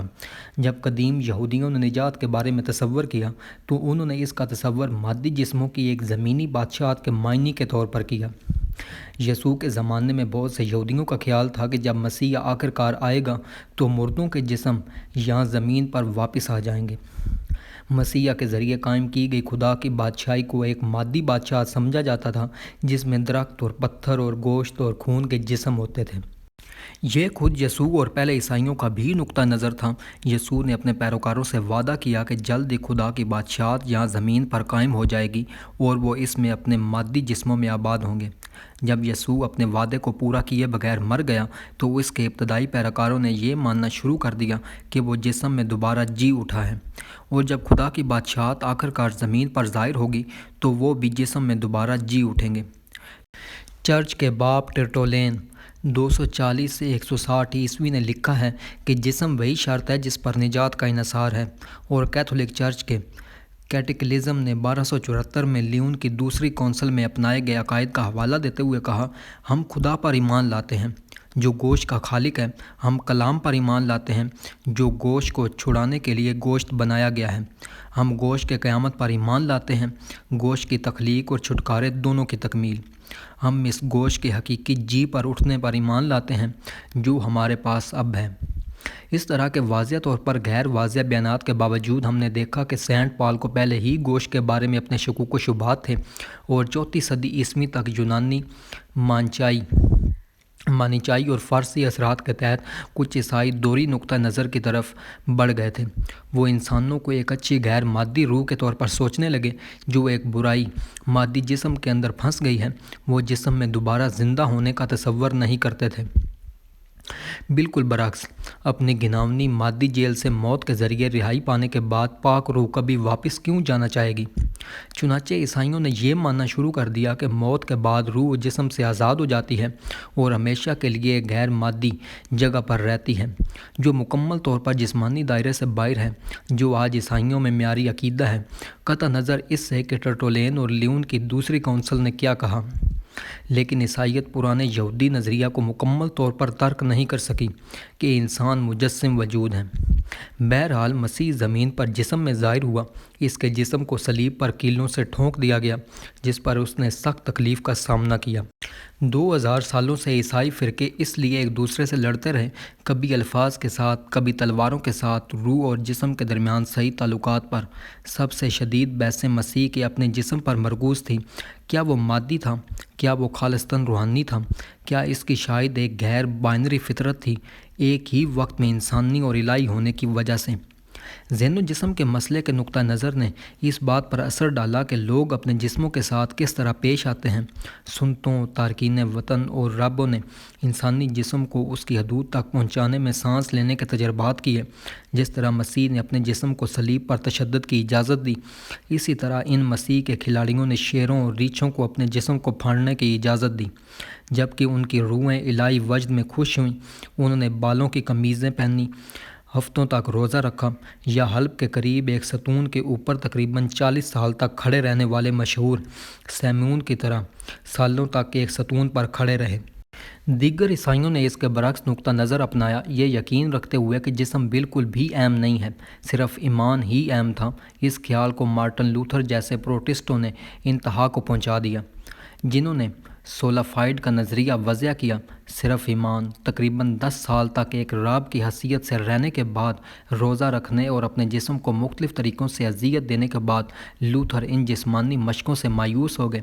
اس نے استدلال کیا کہ کوئی بھی جسمانی خود اذیتی خدا کو اس سے چھڑانے پر مجبور نہیں کر سکتی۔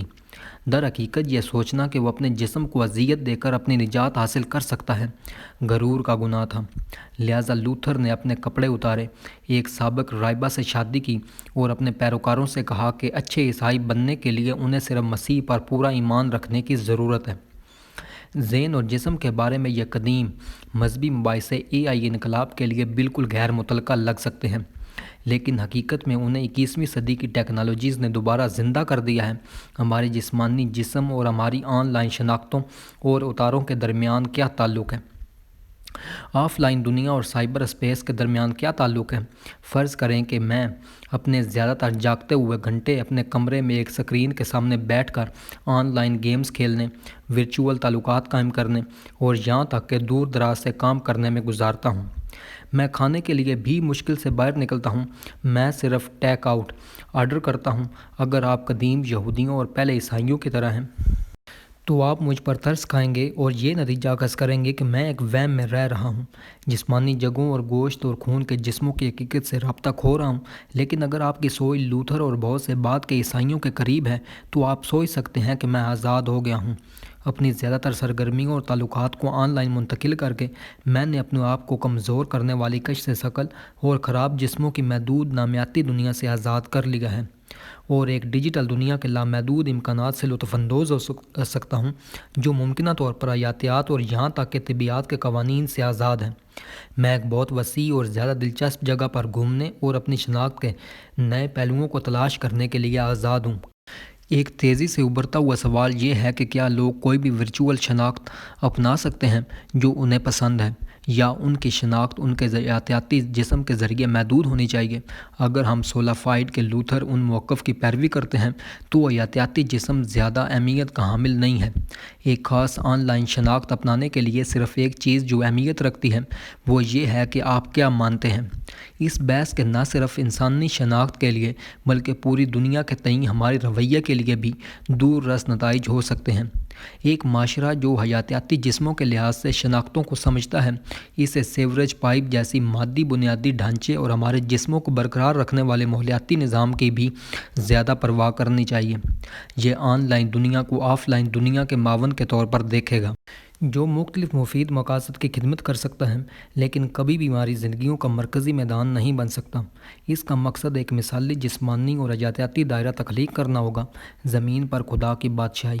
اس کے برعکس ایک معاشرہ جو حیاتیاتی جسموں کو کم اہمیت دیتا ہے اور آن لائن شناختوں پر توجہ مرکوز کرتا ہے، وہ سائبر اسپیس میں خدا کی ایک عمیق بادشاہی بنانے کی کوشش کر سکتا ہے، جبکہ سیوریج پائپ اور بارش کے جنگلات جیسی محض مادی چیزوں کی قسمت کو کم کر سکتا ہے۔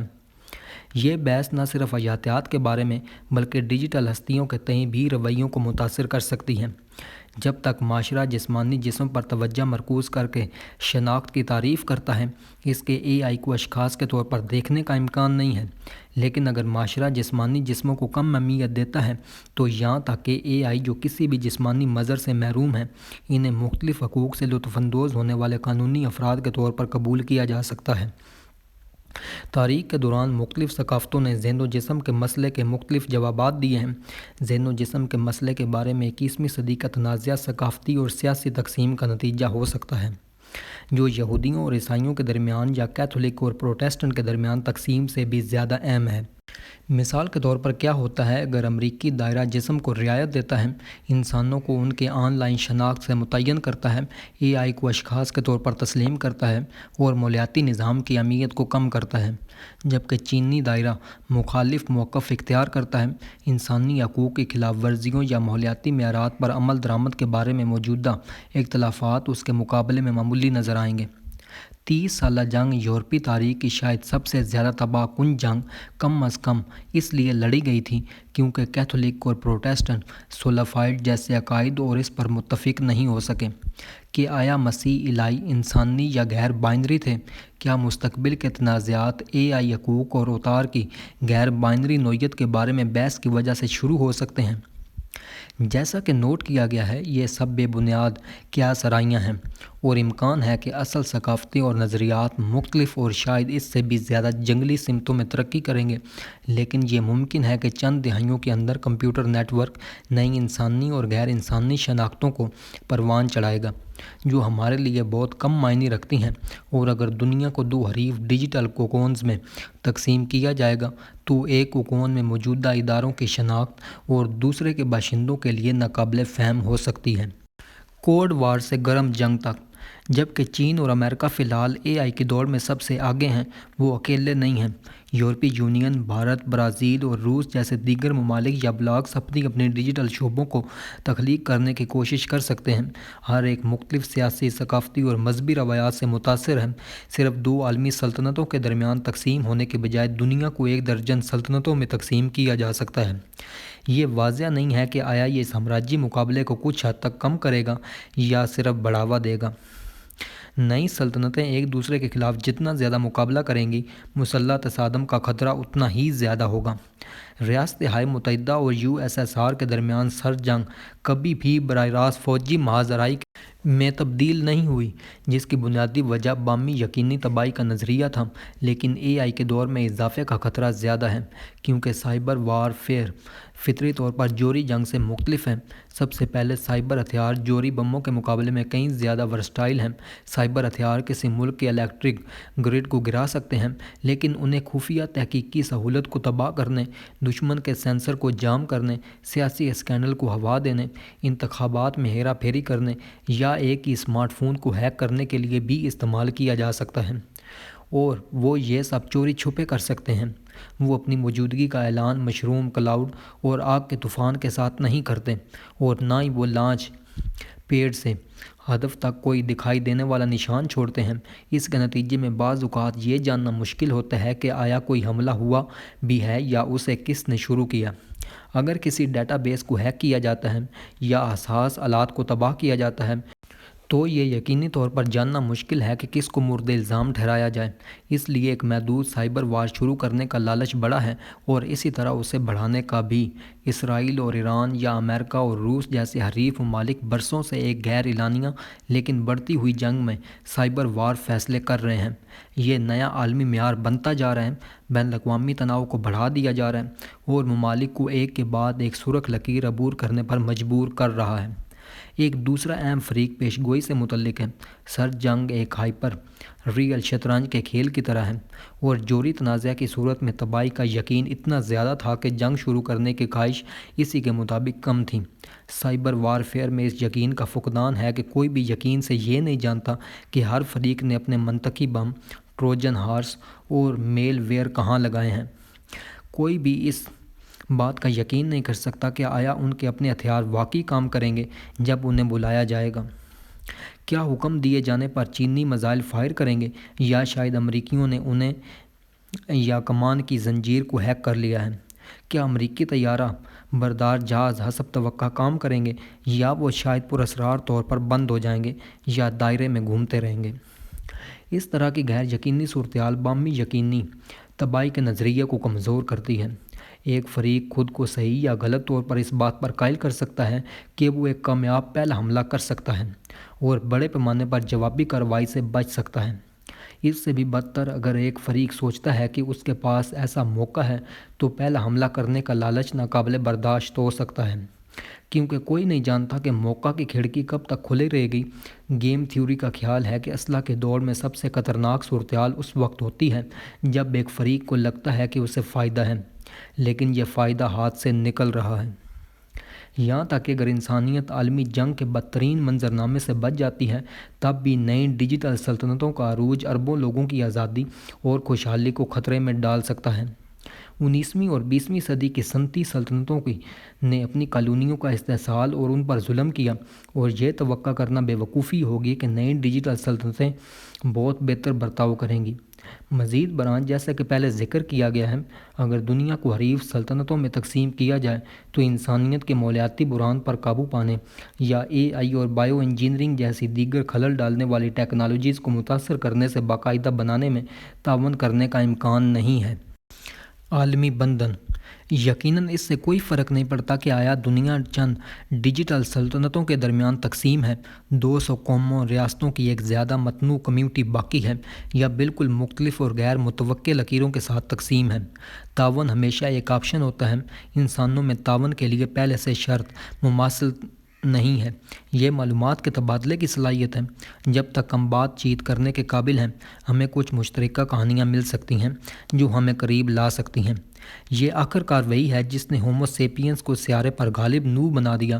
جس طرح مختلف اور یہاں تک کہ حریف خاندان ایک قبائلی نیٹ ورک کے اندر تعاون کر سکتے ہیں، اور مسابقتی قبائل ایک قومی نیٹ ورک کے اندر تعاون کر سکتے ہیں، اسی طرح مخالف قومیں اور سلطنتیں ایک عالمی نیٹ ورک کے اندر تعاون کر سکتی ہیں۔ وہ کہانیاں جو اس طرح کے تعاون کو ممکن بناتی ہیں، ہمارے اختلافات کو ختم نہیں کرتی، بلکہ وہ ہمیں مشترکہ تجربات اور مفادات کی شناخت کرنے کے قابل بناتے ہیں، جو سوچ اور عمل کے لیے ایک مشترکہ فریم ورک پیش کرتے ہیں۔ تاہم عالمی تعاون کو مشکل بنانے والی ایک بڑی چیز یہ غلط فہمی ہے کہ اس کے لیے تمام ثقافتی، سماجی اور سیاسی اختلافات کو ختم کرنے کی ضرورت ہے۔ پاپولسٹ سیاستدان اکثر یہ دلیل دیتے ہیں کہ اگر بین الاقوامی برادری ایک مشترکہ کہانی اور عالمگیر اصولوں اور اقدار پر متفق ہو جاتی ہے تو یہ ان کے اپنے ملک کی آزادی اور منفرد روایات کو تباہ کر دے گا۔ اس پوزیشن کو 2015 میں میرین لی پین نے بے باکی سے بیان کیا تھا۔ فرانس کی نیشنل فرنٹ پارٹی کے رہنما ایک انتخابی تقریر میں جس میں انہوں نے اعلان کیا ہم ایک نئی دو پارٹی ازم میں داخل ہوئے ہیں، دو باہمی طور پر خصوصی تصورات کے درمیان ایک دو پارٹی ازم جو اب سے ہماری سیاسی زندگی کی تشکیل کرے گا، یہ دراڑ اب بائیں اور دائیں کو الگ نہیں کرتی بلکہ گلوبلسٹ اور محب وطن ہیں۔ اگست 2020 میں صدر ٹرمپ نے اپنے رہنما اصولوں کو اس طرح بیان کیا، ہم نے عالمگیریت کو مسترد کر دیا ہے اور حب الوطنی کو اپنایا ہے۔ خوش قسمتی سے یہ بائنری پوزیشن اپنے بنیادی مفروضے میں غلط ہے۔ عالمی تعاون اور حب الوطنی باہمی طور پر خصوصی نہیں ہیں۔ حب الوطنی کا مطلب غیر ملکیوں سے نفرت کرنا نہیں ہے، یہ ہمارے ہم وطنوں سے محبت کرنے کے بارے میں ہے، اور ایسی بہت سی صورتیں ہیں جب ہمیں اپنے ہم وطنوں کی دیکھ بھال کے لیے غیر ملکیوں کے ساتھ تعاون کرنے کی ضرورت ہوتی ہے۔ کووڈ-19 نے ہمیں ایک واضح مثال فراہم کی۔ وبائی امراض عالمی واقعات ہیں اور عالمی تعاون کے بغیر ان پر قابو پانا مشکل ہے۔ ان کی روک تھام تو دور کی بات ہے، جب کسی ایک ملک میں کوئی نیا وائرس یا اتپر یورتی پیتھوجن ظاہر ہوتا ہے تو یہ دوسرے تمام ممالک کو خطرے میں ڈال دیتا ہے۔ اس کے برعکس انسانوں کا وائرس پر سب سے بڑا فائدہ یہ ہے کہ ہم اس طرح تعاون کر سکتے ہیں جس طرح وائرس نہیں کر سکتے۔ جرمنی اور برازیل کے ڈاکٹر ایک دوسرے کو نئے خطرات سے آگاہ کر سکتے ہیں، ایک دوسرے کو اچھا مشورہ دے سکتے ہیں اور بہتر علاج دریافت کرنے کے لیے مل کر کام کر سکتے ہیں۔ اگر جرمن سائنسدان کسی نئی بیماری کے خلاف ویکسین ایجاد کرتے ہیں تو برازیلی باشندوں کو اس جرمن کارنامے پر کیا رد عمل ظاہر کرنا چاہیے؟ ایک آپشن یہ ہے کہ غیر ملکی ویکسین کو مسترد کر دیا جائے اور برازیل کے سائنسدانوں کے برازیلین ویکسین تیار کرنے کا انتظار کیا جائے۔ تاہم یہ صرف بے وقوفی نہیں ہوگی، یہ حب الوطنی کے خلاف ہوگا۔ برازیلی محب وطن کو اپنے ہم وطنوں کی مدد کے لیے کسی بھی دستیاب ویکسین کا استعمال کرنا چاہیے، چاہے ویکسین کہیں بھی تیار کی گئی ہو۔ اس صورتحال میں غیر ملکیوں کے ساتھ تعاون کرنا ہی حب الوطنی ہے۔ اے آئی پر کنٹرول کھونے کا خطرہ ایک ایسی صورتحال ہے جس میں حب الوطنی اور عالمی تعاون کو ایک ساتھ چلنا چاہیے۔ ایک بے قابو اے آئی بالکل ایک بے قابو وائرس کی طرح ہر قوم میں انسانوں کو خطرے میں ڈال دیتا ہے۔ کوئی بھی انسانی اجتماعی، چاہے وہ قبیلہ ہو، قوم ہو یا پوری نوع انسانوں سے الگورتھم میں طاقت کو منتقل ہونے سے فائدہ نہیں اٹھاتا ہے۔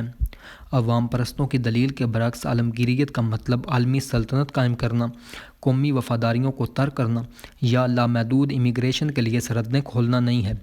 در حقیقت عالمی تعاون کے دو بہت معمولی معنی ہیں۔ پہلا، کچھ عالمی قوانین کے لیے عزم۔ یہ قوانین ہر قوم کی انفرادیت اور اس وفاداری سے انکار نہیں کرتے جو لوگوں کو اپنے ملک سے کرنی چاہیے، وہ صرف اقوام کے درمیان تعلقات کو منظم کرتے ہیں۔ ایک اچھا ماڈل ورلڈ کپ ہے۔ ورلڈ کپ اقوام کے درمیان ایک مقابلہ ہے اور لوگ اکثر اپنی قومی ٹیم کے تئیں شدید وفاداری کا مظاہرہ کرتے ہیں۔ ساتھ ہی ورلڈ کپ عالمی معاہدے کا ایک حیرت انگیز مظاہرہ ہے۔ برازیل جرمنی کے خلاف فٹ بال نہیں کھیل سکتا جب تک کہ برازیل اور جرمن پہلے کھیل کے لیے قوانین کے ایک ہی سیٹ پر متفق نہ ہوں۔ یہ عالمگیریت عمل میں ہے۔ عالمگیریت کا دوسرا اصول یہ ہے کہ بعض اوقات، ہمیشہ نہیں لیکن بعض اوقات، چند لوگوں کے قلیل مدتی مفادات پر تمام انسانوں کے طویل مدتی مفادات کو ترجیح دینا ضروری ہے۔ مثال کے طور پر ورلڈ کپ میں تمام قومی ٹیمیں کارکردگی بڑھانے والی دواؤں کا استعمال نہ کرنے پر متفق ہیں، کیونکہ ہر کوئی اس بات کا احساس کرتا ہے کہ اگر وہ اس راستے پر چلے گئے تو ورلڈ کپ بالآخر حیاتیاتی کیمیا دانوں کے درمیان ایک مقابلے میں تبدیل ہو جائے گا۔ دیگر شعبوں میں جہاں ٹیکنالوجی ایک گیم چینجر ہے، ہمیں اسی طرح قومی اور عالمی مفادات کے درمیان توازن قائم کرنے کی کوشش کرنی چاہیے۔ قومیں ظاہر ہے کہ نئی ٹیکنالوجی کی ترقی میں مقابلہ جاری رکھیں گی، لیکن بعض اوقات انہیں خطرناک ٹیکنالوجیز جیسے خود مختار ہتھیاروں اور جوڑ توڑ کرنے والے الگورتھم کی ترقی اور استعمال کو محدود کرنے پر اتفاق کرنا چاہیے، نہ کہ خالصتاً اصرار کی وجہ سے بلکہ اپنے تحفظ کے لیے۔ انسانی انتخاب۔ بین الاقوامی سطح پر مصنوعی ذہانت کے معاہدوں کو بنانا اور ان پر عمل کرنا بین الاقوامی نظام کے کام کرنے کے طریقے میں بڑی تبدیلیوں کا مطالبہ کرے گا۔ اگرچہ ہمارے پاس جوہری اور حیاتیاتی ہتھیاروں جیسی خطرناک ٹیکنالوجی کو کنٹرول کرنے کا تجربہ ہے، لیکن دو وجوہات کی بنا پر مصنوعی ذہانت کے ضابطے کے لیے بے مثال سطح پر اعتماد اور ضبط نفس کی ضرورت ہوگی۔ اول، ایک غیر قانونی جوہری ری ایکٹر کے مقابلے میں ایک غیر قانونی مصنوعی ذہانت لیب کو چھپانا آسان ہے۔ دو مصنوعی ذہانت کے پاس جوہری بموں کے مقابلے میں بہت زیادہ دوہری سویلین فوجی استعمال ہیں۔ نتیجے کے طور پر ایک معاہدے پر دستخط کرنے کے باوجود جو خود مختار ہتھیاروں کے نظام پر پابندی لگاتا ہے، ایک ملک ایسے ہتھیار خفیہ طور پر بنا سکتا ہے یا انہیں سویلین مصنوعات کے طور پر چھپا سکتا ہے۔ مثال کے طور پر یہ میل پہنچانے اور کیڑے مار ادویات کے ساتھ کھیتوں پر چھڑکنے کے لیے مکمل طور پر خود مختار ڈرون تیار کر سکتا ہے، جو چند معمولی تبدیلیوں کے ساتھ بم بھی پہنچا سکتے ہیں اور لوگوں پر زہر چھڑک سکتے ہیں۔ نتیجتاً حکومتوں اور کارپوریشنوں کے لیے یہ اعتماد کرنا زیادہ مشکل ہوگا کہ ان کے حریف واقعی متفقہ ضوابط پر عمل کر رہے ہیں اور خود قوانین کو معاف کرنے کے لالچ کا مقابلہ کرنا ہے۔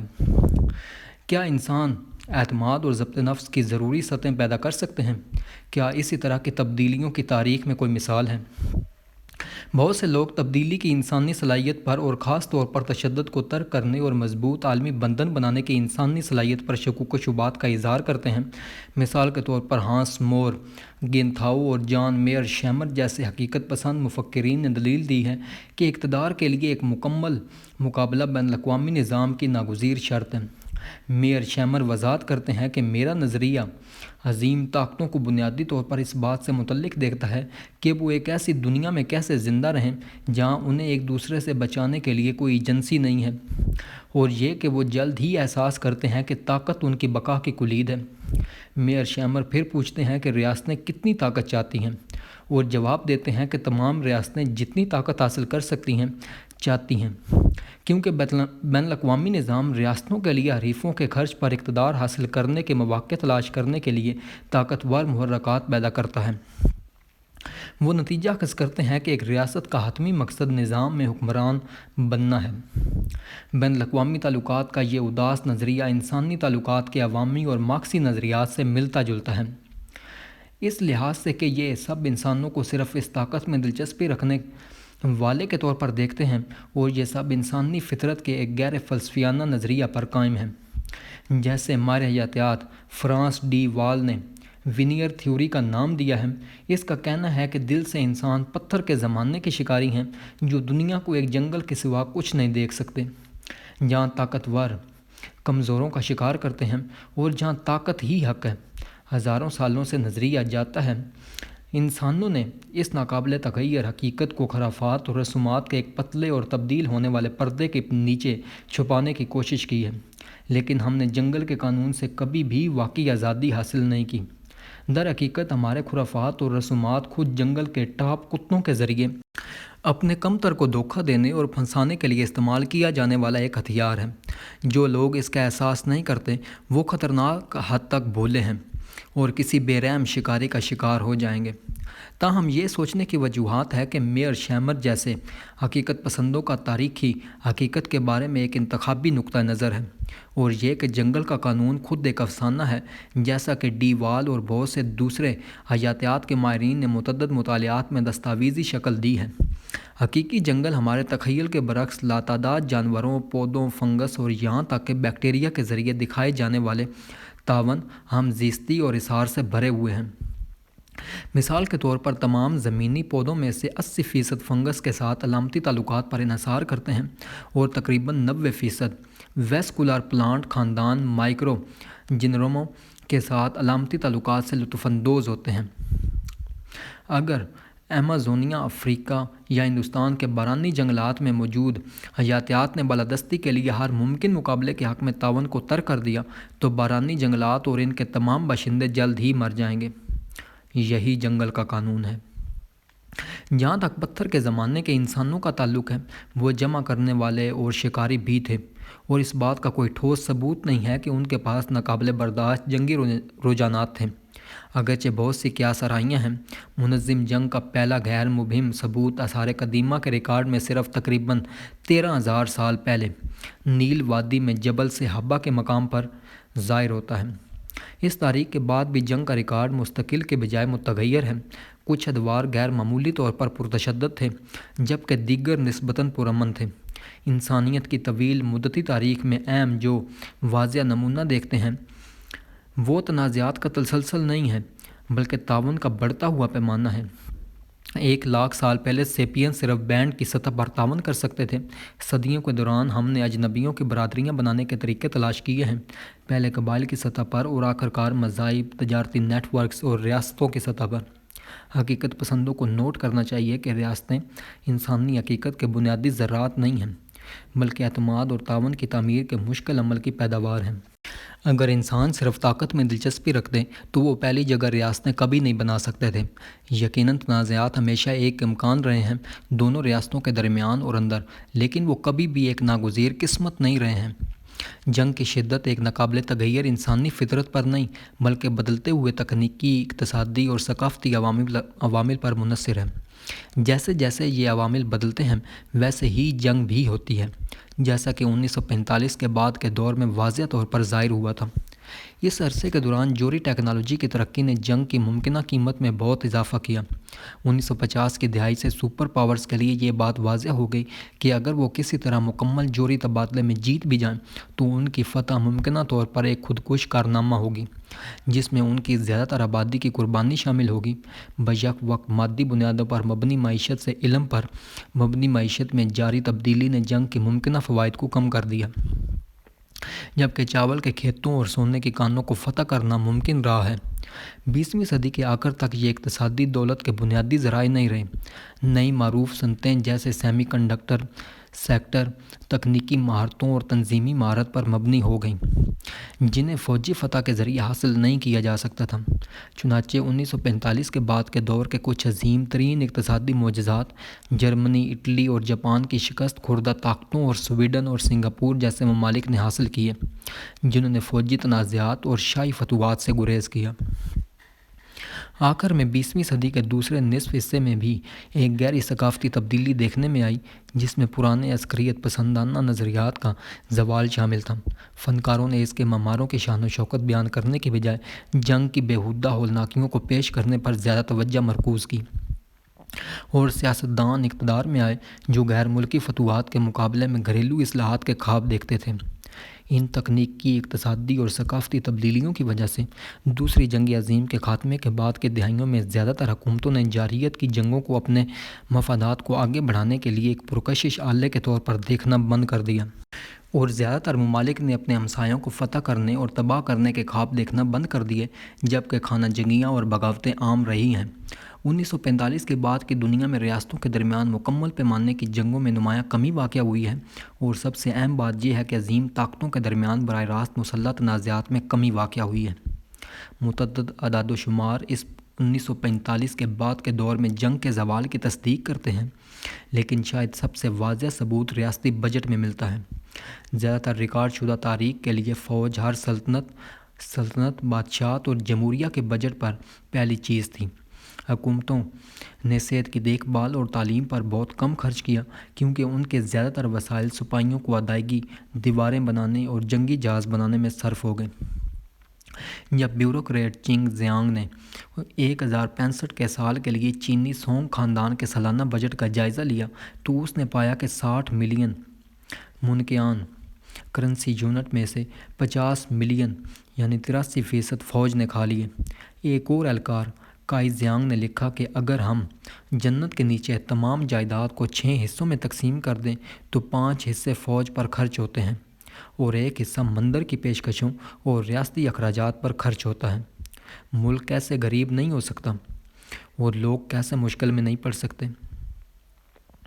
یہی صورتحال قدیم زمانے سے لے کر جدید دور تک کئی دوسری سیاسی تنظیموں میں بھی رہی۔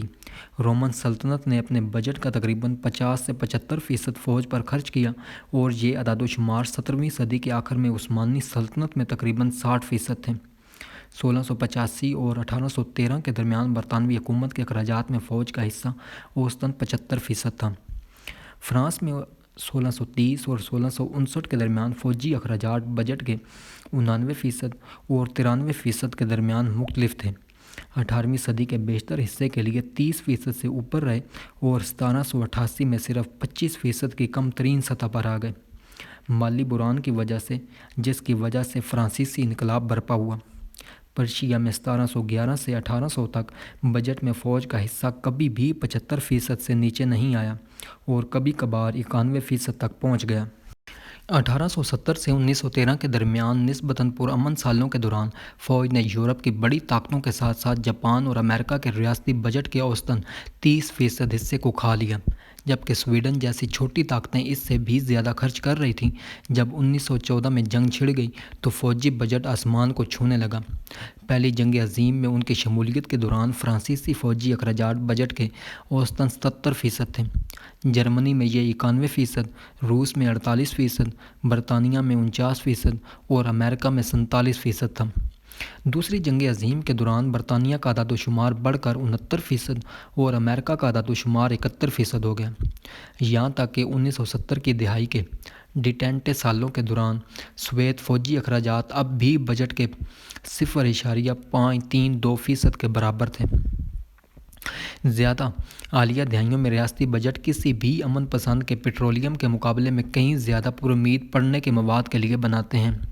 21ویں صدی کے اوائل میں دنیا بھر میں فوج پر اوسطاً حکومتی اخراجات بجٹ کا صرف 7% رہا ہے، اور یہاں تک کہ ریاستہائے متحدہ کی غالب سپر پاور نے اپنی فوجی بالادستی کو برقرار رکھنے کے لیے اپنے سالانہ بجٹ کا صرف 13% خرچ کیا ہے۔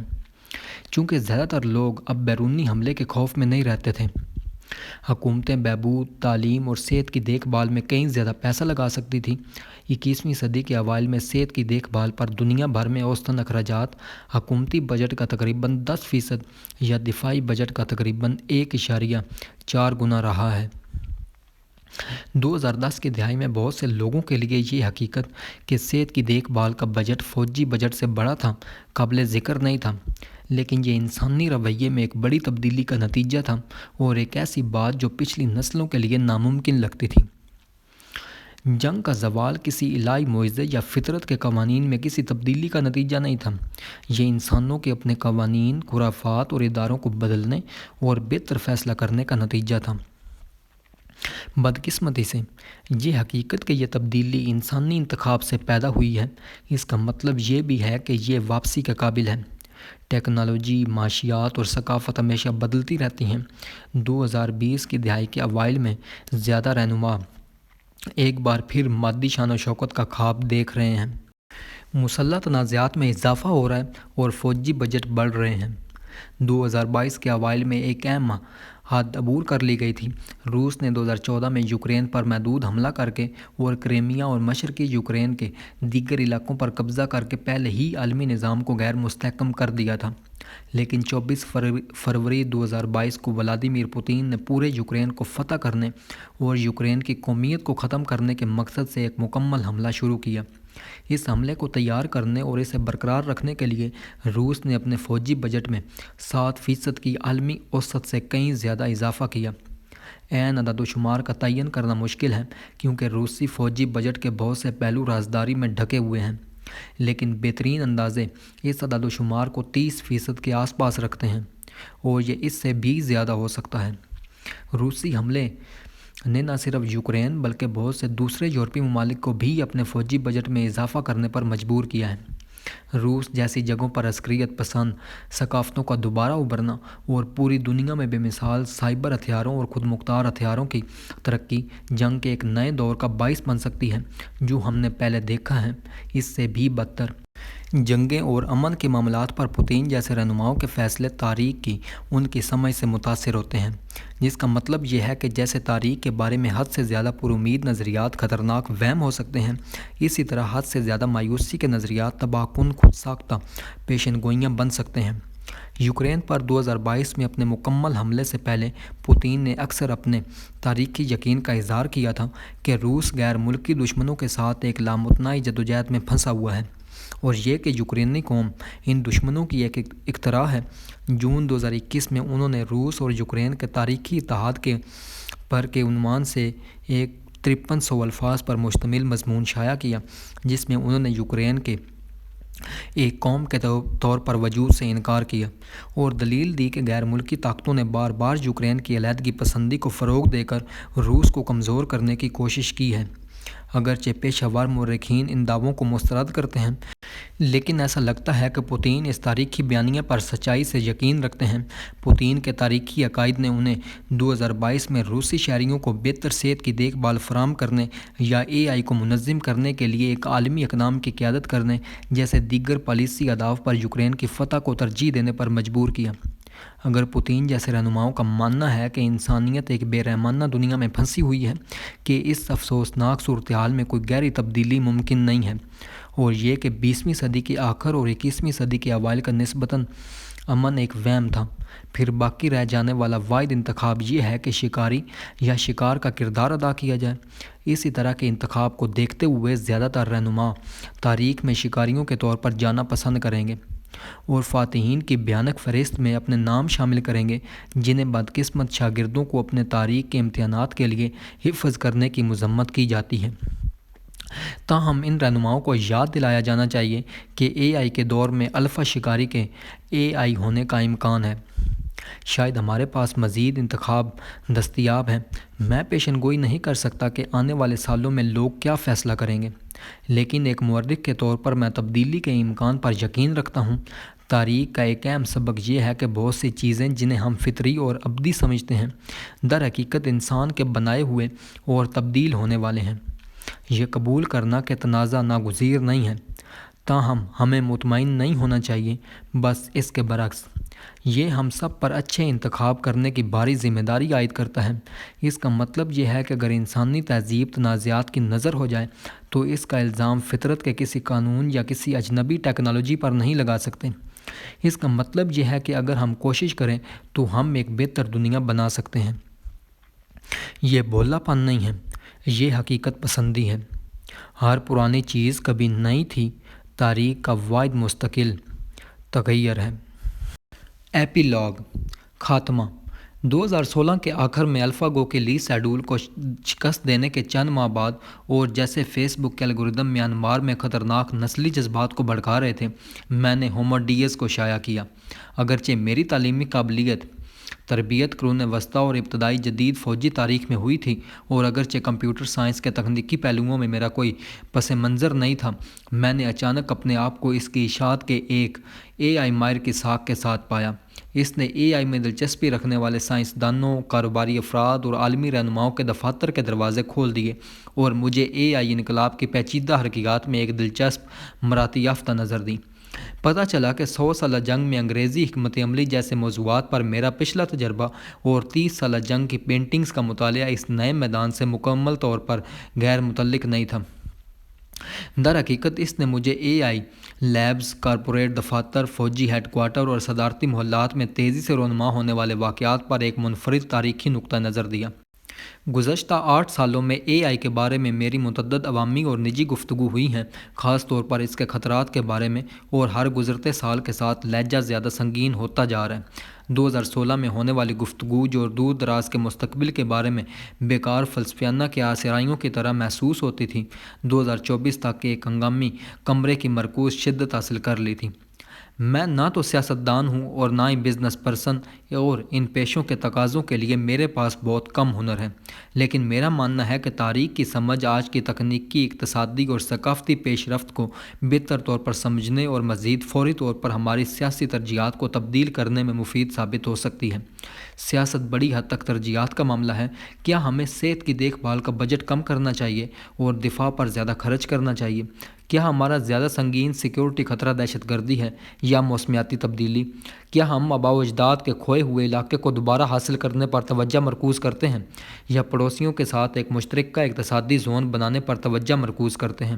ترجیحات متعین کرتی ہیں کہ شہری کیسے ووٹ دیتے ہیں، کاروباری افراد کس چیز کے بارے میں فکر مند ہیں، اور سیاستدان اپنے لیے نام کمانے کی کوشش کیسے کرتے ہیں، اور ترجیحات اکثر تاریخ کی ہماری سمجھ سے تشکیل پاتی ہیں، جبکہ نام نہاد حقیقت پسند تاریخی بیانات کو ریاستی مفادات کو آگے بڑھانے کے لیے استعمال کیے جانے والے پروپیگنڈا کے طور پر مسترد کرتے ہیں۔ حقیقت میں یہ بیانیہ ہی ہیں جو سب سے پہلے ریاستی مفادات کی وضاحت کرتے ہیں، جیسا کہ ہم نے کلاز وٹز کے جنگ کے نظریہ پر ہمارے بحث میں دیکھا۔ حتمی اہداف کی وضاحت کرنے کا کوئی عقلی طریقہ نہیں ہے۔ روس، اسرائیل، میانمار یا کسی دوسرے ملک کے ریاستی مفادات کو کبھی بھی کسی ریاضی یا طبعی مساوات سے اخذ نہیں کیا جا سکتا۔ وہ ہمیشہ ایک تاریخی بیانیہ کا اخلاقی مفروضہ ہیں۔ لہٰذا یہ حیرت کی بات نہیں ہے کہ دنیا بھر کے سیاستدان تاریخی بیانیہ بیان کرنے میں بہت زیادہ وقت اور کوشش صرف کرتے ہیں۔ ولادیمیر پوتین کی مذکورہ بالا مثال اس سلسلے میں بالکل غیر معمولی نہیں ہے۔ 2005 میں اقوام متحدہ کے سیکرٹری جنرل کوفی عنان کی میانمار کے اس وقت کے آمر جنرل تھان شووی کے ساتھ پہلی ملاقات ہوئی۔ عنان کو مشورہ دیا گیا کہ وہ پہلے بولیں تاکہ جنرل کو گفتگو پر اجاراداری سے روکا جا سکے، جو کہ صرف 20 منٹ تک چلنے والی تھی، لیکن تھان شوئی نے پہلے وار کیا اور میانمار کی تاریخ پر تقریباً 1 گھنٹے تک بات کی۔ اقوام متحدہ کے جنرل سیکرٹری جنرل کو بولنے کا کوئی موقع نہیں دیا۔ مئی 2011 میں اسرائیلی وزیراعظم بنجامین نتن یاہو نے وائٹ ہاؤس میں کچھ ایسا ہی کیا۔ جب ان کی ملاقات امریکی صدر براک اوباما سے ہوئی، اوباما کے مختصر تعارفی ریمارکس کے بعد نتن یاہو نے صدر کو اسرائیل اور یہودی لوگوں کی تاریخ کے بارے میں ایک طویل لیکچر دیا۔ اوباما کے ساتھ ایسا سلوک کیا جیسے وہ اس کے طالب علم ہوں۔ سائنسدان یہ دلیل دے سکتے ہیں کہ تھان شوی اور نتن یاہو کو تاریخ کے حقائق کی کوئی پرواہ نہیں تھی اور جان بوجھ کر انہیں مسخ کر رہے تھے تاکہ کوئی سیاسی مقصد حاصل کیا جا سکے، لیکن یہ سیاسی مقاصد خود تاریخ کے بارے میں گہرے عقائد کا نتیجہ تھے۔ سیاستدانوں کے ساتھ ساتھ ٹیک کاروباری افراد کے ساتھ اے آئی پر میری اپنی گفتگو میں تاریخ اکثر ایک مرکزی موضوع کے طور پر سامنے آئی ہے۔ میرے کچھ مخاطبین نے تاریخ کو ایک خوش کن تصویر پینٹ کی اور اس کے مطابق اے آئی کے بارے میں پرجوش تھے۔ انہوں نے دلیل دی کہ مزید معلومات کا مطلب ہمیشہ زیادہ علم ہوتا ہے اور ہمارے علم میں اضافہ کر کے ہر پچھلے معلوماتی انقلاب نے انسانیت کو بہت فائدہ پہنچایا ہے۔ کیا پرنٹ انقلاب نے سائنسی انقلاب کو جنم نہیں دیا؟ کیا اخبارات اور ریڈیو نے جدید جمہوریت کے عروج کا باعث نہیں بنے؟ انہوں نے کہا کہ ایسا ہی اے آئی کے ساتھ ہوگا۔ دوسروں کا نقطہ نظر مدھم تھا، لیکن پھر بھی امید ظاہر کی کہ انسانیت کسی نہ کسی طرح اے آئی انقلاب سے نکل جائے گی، جیسا کہ ہم صنعتی انقلاب سے گزرے تھے۔ تاہم کسی بھی نقطہ نظر نے مجھے زیادہ تسلی نہیں دی۔ پچھلے ابواب میں بیان کردہ وجوہات کی بنا پر مجھے پرنٹ انقلاب اور صنعتی انقلاب کے ساتھ اسی طرح کے تاریخی موازنے پریشان کن لگتے ہیں، خاص طور پر اقتدار کے عہدوں پر فائز لوگوں کی طرف سے جن کا تاریخی ویژن ہمارے مستقبل کو تشکیل دینے والے فیصلوں کو مطلع کر رہا ہے۔ یہ تاریخی موازنہ اے آئی انقلاب کی بے مثال نوعیت اور پچھلے انقلابات کے منفی پہلوؤں دونوں کو کم کرتا ہے۔ پرنٹ انقلاب کے فوری نتائج میں سائنسی دریافتوں کے ساتھ ساتھ چڑیلوں کا شکار اور مذہبی جنگیں شامل تھیں، جبکہ اخبارات اور ریڈیو کو جمہوریت کے ساتھ ساتھ آمریت پسند حکومتوں نے بھی استحصال کیا۔ جہاں تک صنعتی انقلاب کا تعلق ہے، اس کے مطابق ڈھالنے میں سامراجیت اور نازی ازم جیسے تباہ کن تجربات شامل تھے۔ اگر اے آئی انقلاب ہمیں اسی طرح کے تجربات کی طرف لے جاتا ہے تو کیا ہم واقعی اس بات کا یقین کر سکتے ہیں کہ ہم دوبارہ اس سے گزر جائیں گے؟ اس کتاب کے ساتھ میرا مقصد اے آئی انقلاب پر ایک زیادہ درست تاریخی نقطہ نظر فراہم کرنا ہے۔ یہ انقلاب ابھی اپنی ابتدائی حالت میں ہے اور حقیقی وقت میں اہم پیش رفت کو سمجھنا انتہائی مشکل ہے۔ اب بھی 2010 کی دہائی میں ہونے والے واقعات کے معنی کا اندازہ لگانا مشکل ہے، جیسے الفا گو کی فتح یا روہنگیا مخالف مہم میں فیس بک کی شمولیت۔ 2020 کی دہائی کے اوائل کے واقعات کا مطلب اور بھی مبہم ہے۔ پھر بھی ہزاروں سالوں میں انفارمیشن نیٹ ورک کیسے تیار ہوئے ہیں، اس کو دیکھنے کے لیے اپنے افق کو وسیع کر کے میرا خیال ہے کہ آج ہم جو کچھ بھی جی رہے ہیں اس پر کچھ بصیرت حاصل کرنا ممکن ہے۔ ایک سبق یہ ہے کہ نئی انفارمیشن ٹیکنالوجی کی ایجاد ہمیشہ بڑی تاریخی تبدیلیوں کے لیے ایک کیٹالسٹ ہوتی ہے، کیونکہ معلومات کا سب سے اہم کردار پہلے سے موجود حقائق کی نمائندگی کرنے کے بجائے نئے نیٹ ورکس بننا ہے۔ ٹیکس کی ادائیگیوں کو ریکارڈ کر کے قدیم میسوپوٹیمیا میں مٹی کی تختیوں نے پہلے شہر ریاستوں کو بنانے میں مدد کی۔ نبوی خوابوں کو باقاعدہ بنا کر مقدس کتابوں نے نئی قسم کے مذاہب پھیلائے۔ صدور اور شہریوں کے الفاظ کو تیزی سے پھیلانے سے اخبارات اور ٹیلی گراف نے بڑے پیمانے پر جمہوریت اور بڑے پیمانے پر آمریت دونوں کے دروازے کھول دیے۔ اس طرح ریکارڈ اور تقسیم کی جانے والی معلومات کبھی سچی تھی، اکثر غلط، لیکن اس نے ہمیشہ زیادہ تعداد میں لوگوں کے درمیان نئے رابطے پیدا کیے۔ ہم تاریخی انقلابات جیسے کہ پہلے میسوپوٹیمیا کے شہر ریاستوں کا عروج، عیسائیت کا پھیلاؤ، امریکی انقلاب اور بلشفیک انقلاب کو سیاسی، نظریاتی اور اقتصادی تشریحات دینے کے عادی ہیں، لیکن ایک گہری سمجھ حاصل کرنے کے لیے ہمیں انہیں معلومات کے بہاؤ کے طریقے میں انقلاب کے طور پر بھی دیکھنا چاہیے۔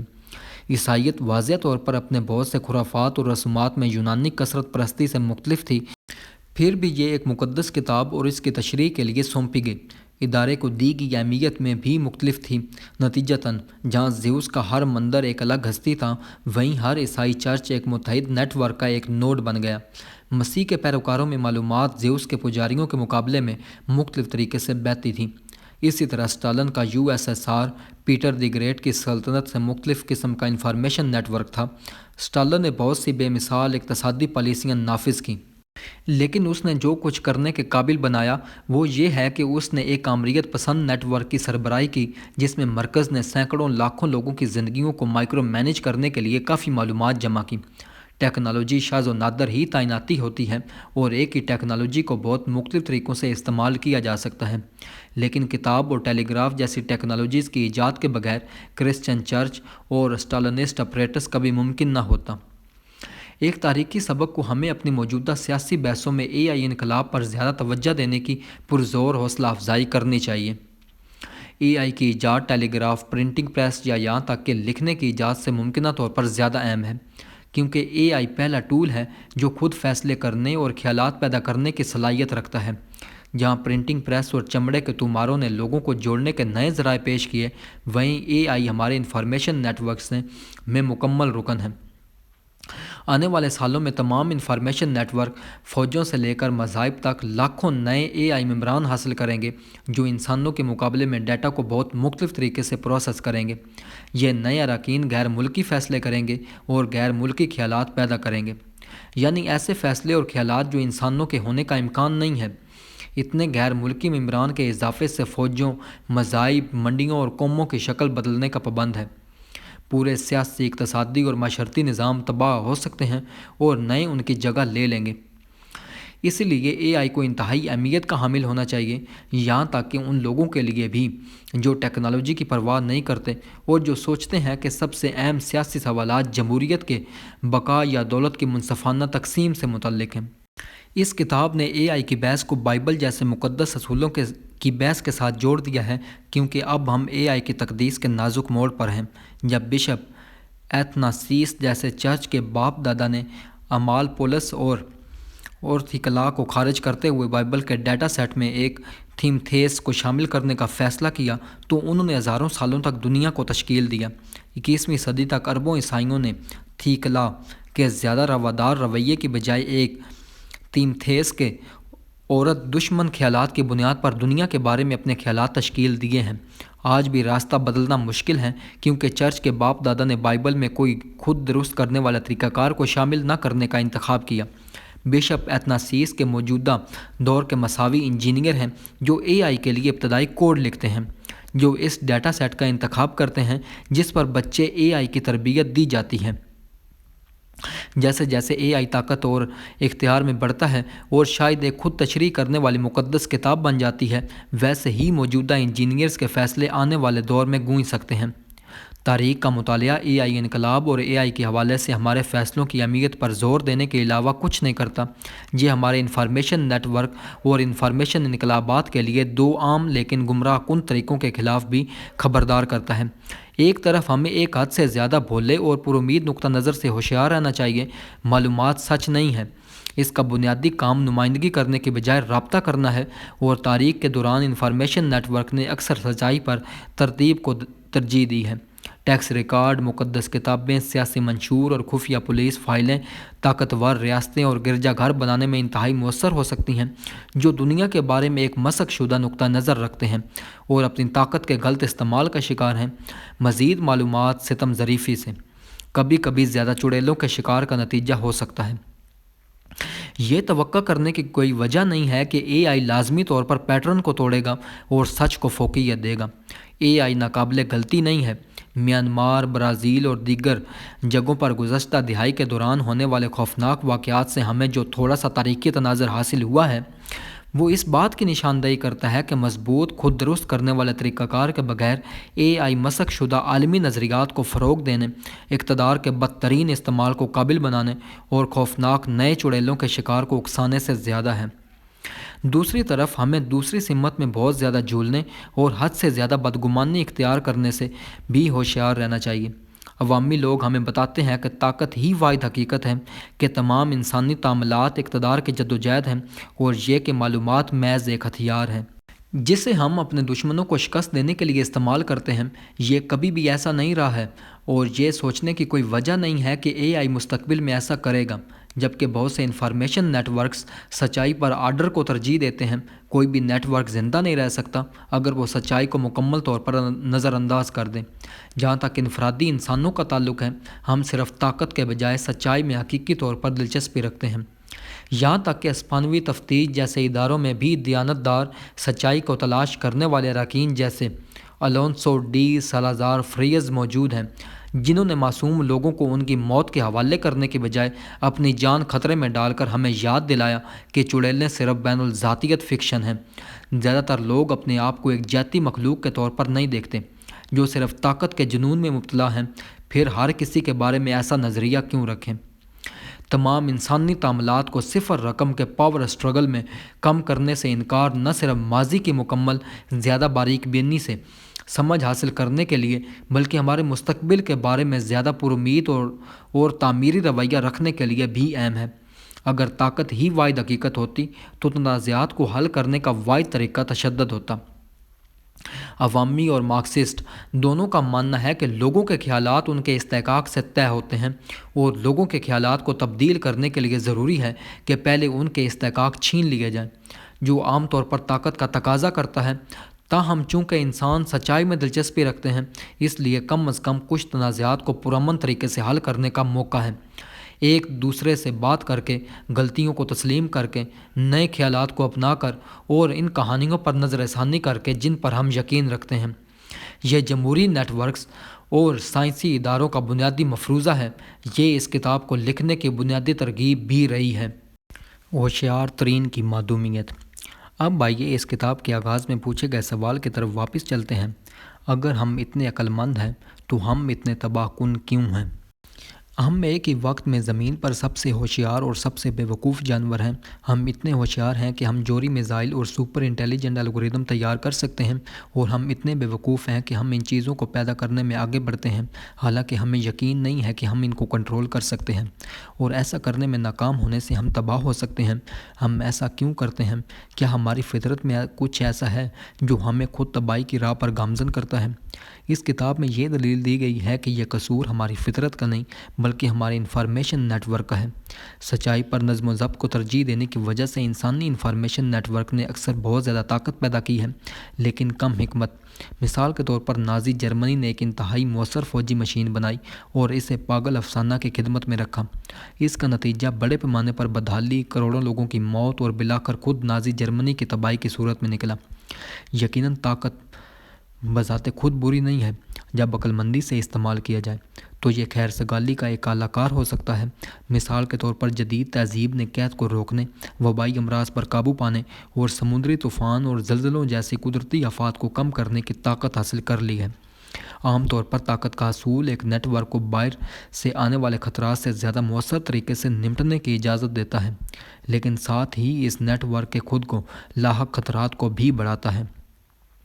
یہ خاص طور پر قابل ذکر ہے کہ جیسے جیسے نیٹ ورک زیادہ طاقتور ہوتا جاتا ہے، وہمناک دہشت گردی جو صرف نیٹ ورک کے ایجاد کردہ کہانیوں میں موجود ہوتی ہے، قدرتی آفات کے مقابلے میں ممکنہ طور پر زیادہ خطرناک ہو جاتی ہے۔ ایک جدید ریاست کو خشک سالی یا ضرورت سے زیادہ بارشوں کا سامنا کرنا پڑتا ہے، جو عام طور پر اس قدرتی آفت کو اپنے شہریوں میں بڑے پیمانے پر فاقہ کشی کا سبب باعث بنانے سے روک سکتی ہے۔ لیکن ایک جدید ریاست نے جو انسان کے بنائے ہوئے تصور میں گرفت میں ہے، وہ انسان کے بنائے ہوئے قحط کو بڑے پیمانے پر اکسانے کی صلاحیت رکھتی ہے، جیسا کہ 1930 کی دہائی کے اوائل میں USSR میں ہوا تھا۔ چنانچہ جیسے جیسے ایک نیٹ ورک زیادہ طاقتور ہوتا جاتا ہے، اس کے خود کو درست کرنے والے طریقہ کار زیادہ اہم ہوتے جاتے ہیں۔ اگر پتھر کے زمانے کا کوئی قبیلہ یا کانسی کے زمانے کا شہر ریاست اپنی غلطیوں کو پہچاننے اور ان کو درست کرنے کے قابل نہیں تھا تو ممکنہ نقصان محدود تھا۔ زیادہ سے زیادہ ایک شہر تباہ ہو گیا اور زندہ بچ جانے والوں نے کہیں اور کوشش کی، یہاں تک کہ اگر لوہے کے دور کی سلطنت کے حکمران جیسے ٹبیریس یا نیرو کو جنون یا نفسیات نے جکڑ لیا تھا تو اس کے نتائج شاذ و نادر ہی تباہ کن تھے۔ پاگل شہنشاہوں کے اپنے منصفانہ حصے کے باوجود رومن سلطنت صدیوں تک قائم رہی اور اس کے ممکنہ خاتمے سے انسانی تہذیب کا خاتمہ نہیں ہوا۔ لیکن اگر سلیکون ایج کی سپر پاور میں کمزور یا غیر موجود خود کو درست کرنے والے طریقہ کار ہیں تو یہ ہماری نوع کی بقا اور لاتعداد دیگر حیات کی شکلوں کو بھی خطرے میں ڈال سکتا ہے۔ آئی کے دور میں پوری انسانیت اپنے آپ کو ٹبیریس کے اپنے کیپریولا کی طرح ایک مماثل صورتحال میں پاتی ہے۔ ہم بے پناہ طاقت کا حکم دیتے ہیں اور نایاب عیش و عشرت سے لطف اندوز ہوتے ہیں، لیکن ہم آسانی سے اپنی ہی تخلیقات سے چلے جاتے ہیں اور جب تک ہم خطرے سے بیدار ہوتے ہیں تب تک بہت دیر ہو سکتی ہے۔ بدقسمتی سے انسانیت کی طویل مدتی فلاح و بہبود کے لیے خود کو درست کرنے والے طریقہ کار کی اہمیت کے باوجود سیاستدان انہیں کمزور کرنے کے لیے آزما سکتے ہیں۔ جیسا کہ ہم نے پوری کتاب میں دیکھا ہے، اگرچہ خود کو درست کرنے والے طریقہ کار کو غیر جانبدار کرنے کے بہت سے نقصانات ہیں، پھر بھی یہ ایک کامیاب سیاسی حکمت عملی ہو سکتی ہے۔ یہ 21ویں صدی کے اسٹالن کے ہاتھوں میں بے پناہ طاقت دے سکتا ہے، اور یہ فرض کرنا بے وقوفی ہوگی کہ آئی سے بہتر عمریت پسند حکومت انسانی تہذیب پر تباہی مچانے سے پہلے خود کو تباہ کر دے گی۔ جس طرح جنگل کا قانون ایک افسانہ ہے، اس طرح یہ خیال بھی ہے کہ تاریخ کا چکر انصاف کی طرف مڑتا ہے۔ تاریخ ایک بنیادی طور پر کھلا ہوا چکر ہے جو کئی سمتوں میں مڑ سکتا ہے اور بہت مختلف مقامات تک پہنچ سکتا ہے۔ چاہے ہومو سیپینس خود کو تباہ کر دے، کائنات ہمیشہ کی طرح اپنے کاروبار کے بارے میں جاری رہے گی۔ زمینی ارتقاء کو انتہائی ذہین بندروں کی تہذیب پیدا کرنے میں 4 ارب سال لگے، اگر ہم چلے گئے اور ارتقاء کو انتہائی ذہین چوہوں کی تہذیب پیدا کرنے میں مزید 100 ملین سال لگتے ہیں تو یہ کرے گا۔ کائنات صابر ہے۔ تاہم ایک اور بھی بدتر صورتحال ہے۔ جہاں تک ہم جانتے ہیں، بندر، چوہے اور زمین کے دیگر نامیاتی جانور پورے کائنات میں واحد شعور رکھنے والی ہستیاں ہو سکتی ہیں۔ اب ہم نے ایک غیر شعوری لیکن بہت طاقتور لیکن غیر ملکی ذہانت پیدا کر لی ہے۔ اگر ہم اسے غلط طریقے سے سنبھالتے ہیں تو آئی نہ صرف زمین پر انسانی تسلط کو ختم کر سکتا ہے بلکہ خود شعور کی روشنی کو بھی ختم کر سکتا ہے، کائنات کو مکمل تاریکی کے دائرے میں بدل سکتا ہے۔ اسے روکنا ہماری ذمہ داری ہے۔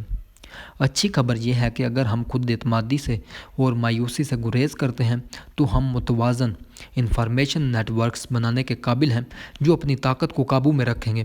ایسا کرنا کسی اور معجزاتی ٹیکنالوجی کی ایجاد یا کسی شاندار خیال پر اترنے کی بات نہیں ہے جو کسی نہ کسی طرح پچھلی تمام نسلوں سے بچ گیا ہو، بلکہ زیادہ دانشمندانہ نیٹ ورکس بنانے کے لیے ہمیں معلومات کے بارے میں بھولے اور عوامی دونوں خیالات کو ترک کرنا چاہیے۔ اپنی ناقابل غلطی کے خیالی تصورات کو ایک طرف رکھنا چاہیے اور خود کو مضبوط، خود کو درست کرنے والے طریقہ کار کے ساتھ اداروں کی تعمیر کے مشکل اور عام کام کے لیے وقف کرنا چاہیے۔ یہ شاید سب سے اہم ٹیک وے ہے جو اس کتاب کو پیش کرتا ہے۔ یہ حکمت انسانی تاریخ سے کہیں زیادہ پرانی ہے۔ یہ بنیادی ہے، نامیاتی زندگی کی بنیاد۔ پہلے حیاتیات کسی ناقابل غلط جینیس یا خدا کے ذریعے پیدا نہیں ہوئے تھے، وہ آزمائش اور غلطی کے ایک پیچیدہ عمل کے ذریعے ابھرے۔ 4 ارب سالوں میں تغیر اور خود اصلاح کے مزید پیچیدہ طریقہ کار نے درختوں، ڈائناسوروں، جنگلوں اور بلاخر انسانوں کے ارتقاء کا باعث بنا۔ اب ہم نے ایک اجنبی غیر نامیاتی ذہانت کو طلب کیا ہے جو ہمارے کنٹرول سے بچ سکتی ہے اور نہ صرف ہماری اپنی نوع بلکہ لاتعداد دیگر حیات کی شکلوں کو بھی خطرے میں ڈال سکتی ہے۔ آنے والے سالوں میں ہم سب جو فیصلے کریں گے وہ یہ طے کریں گے کہ اس اجنبی ذہانت کو طلب کرنا ایک سنگین غلطی ثابت ہوتی ہے یا زندگی کے ارتقاء میں ایک پر امید نئے باب کا آغاز ہے۔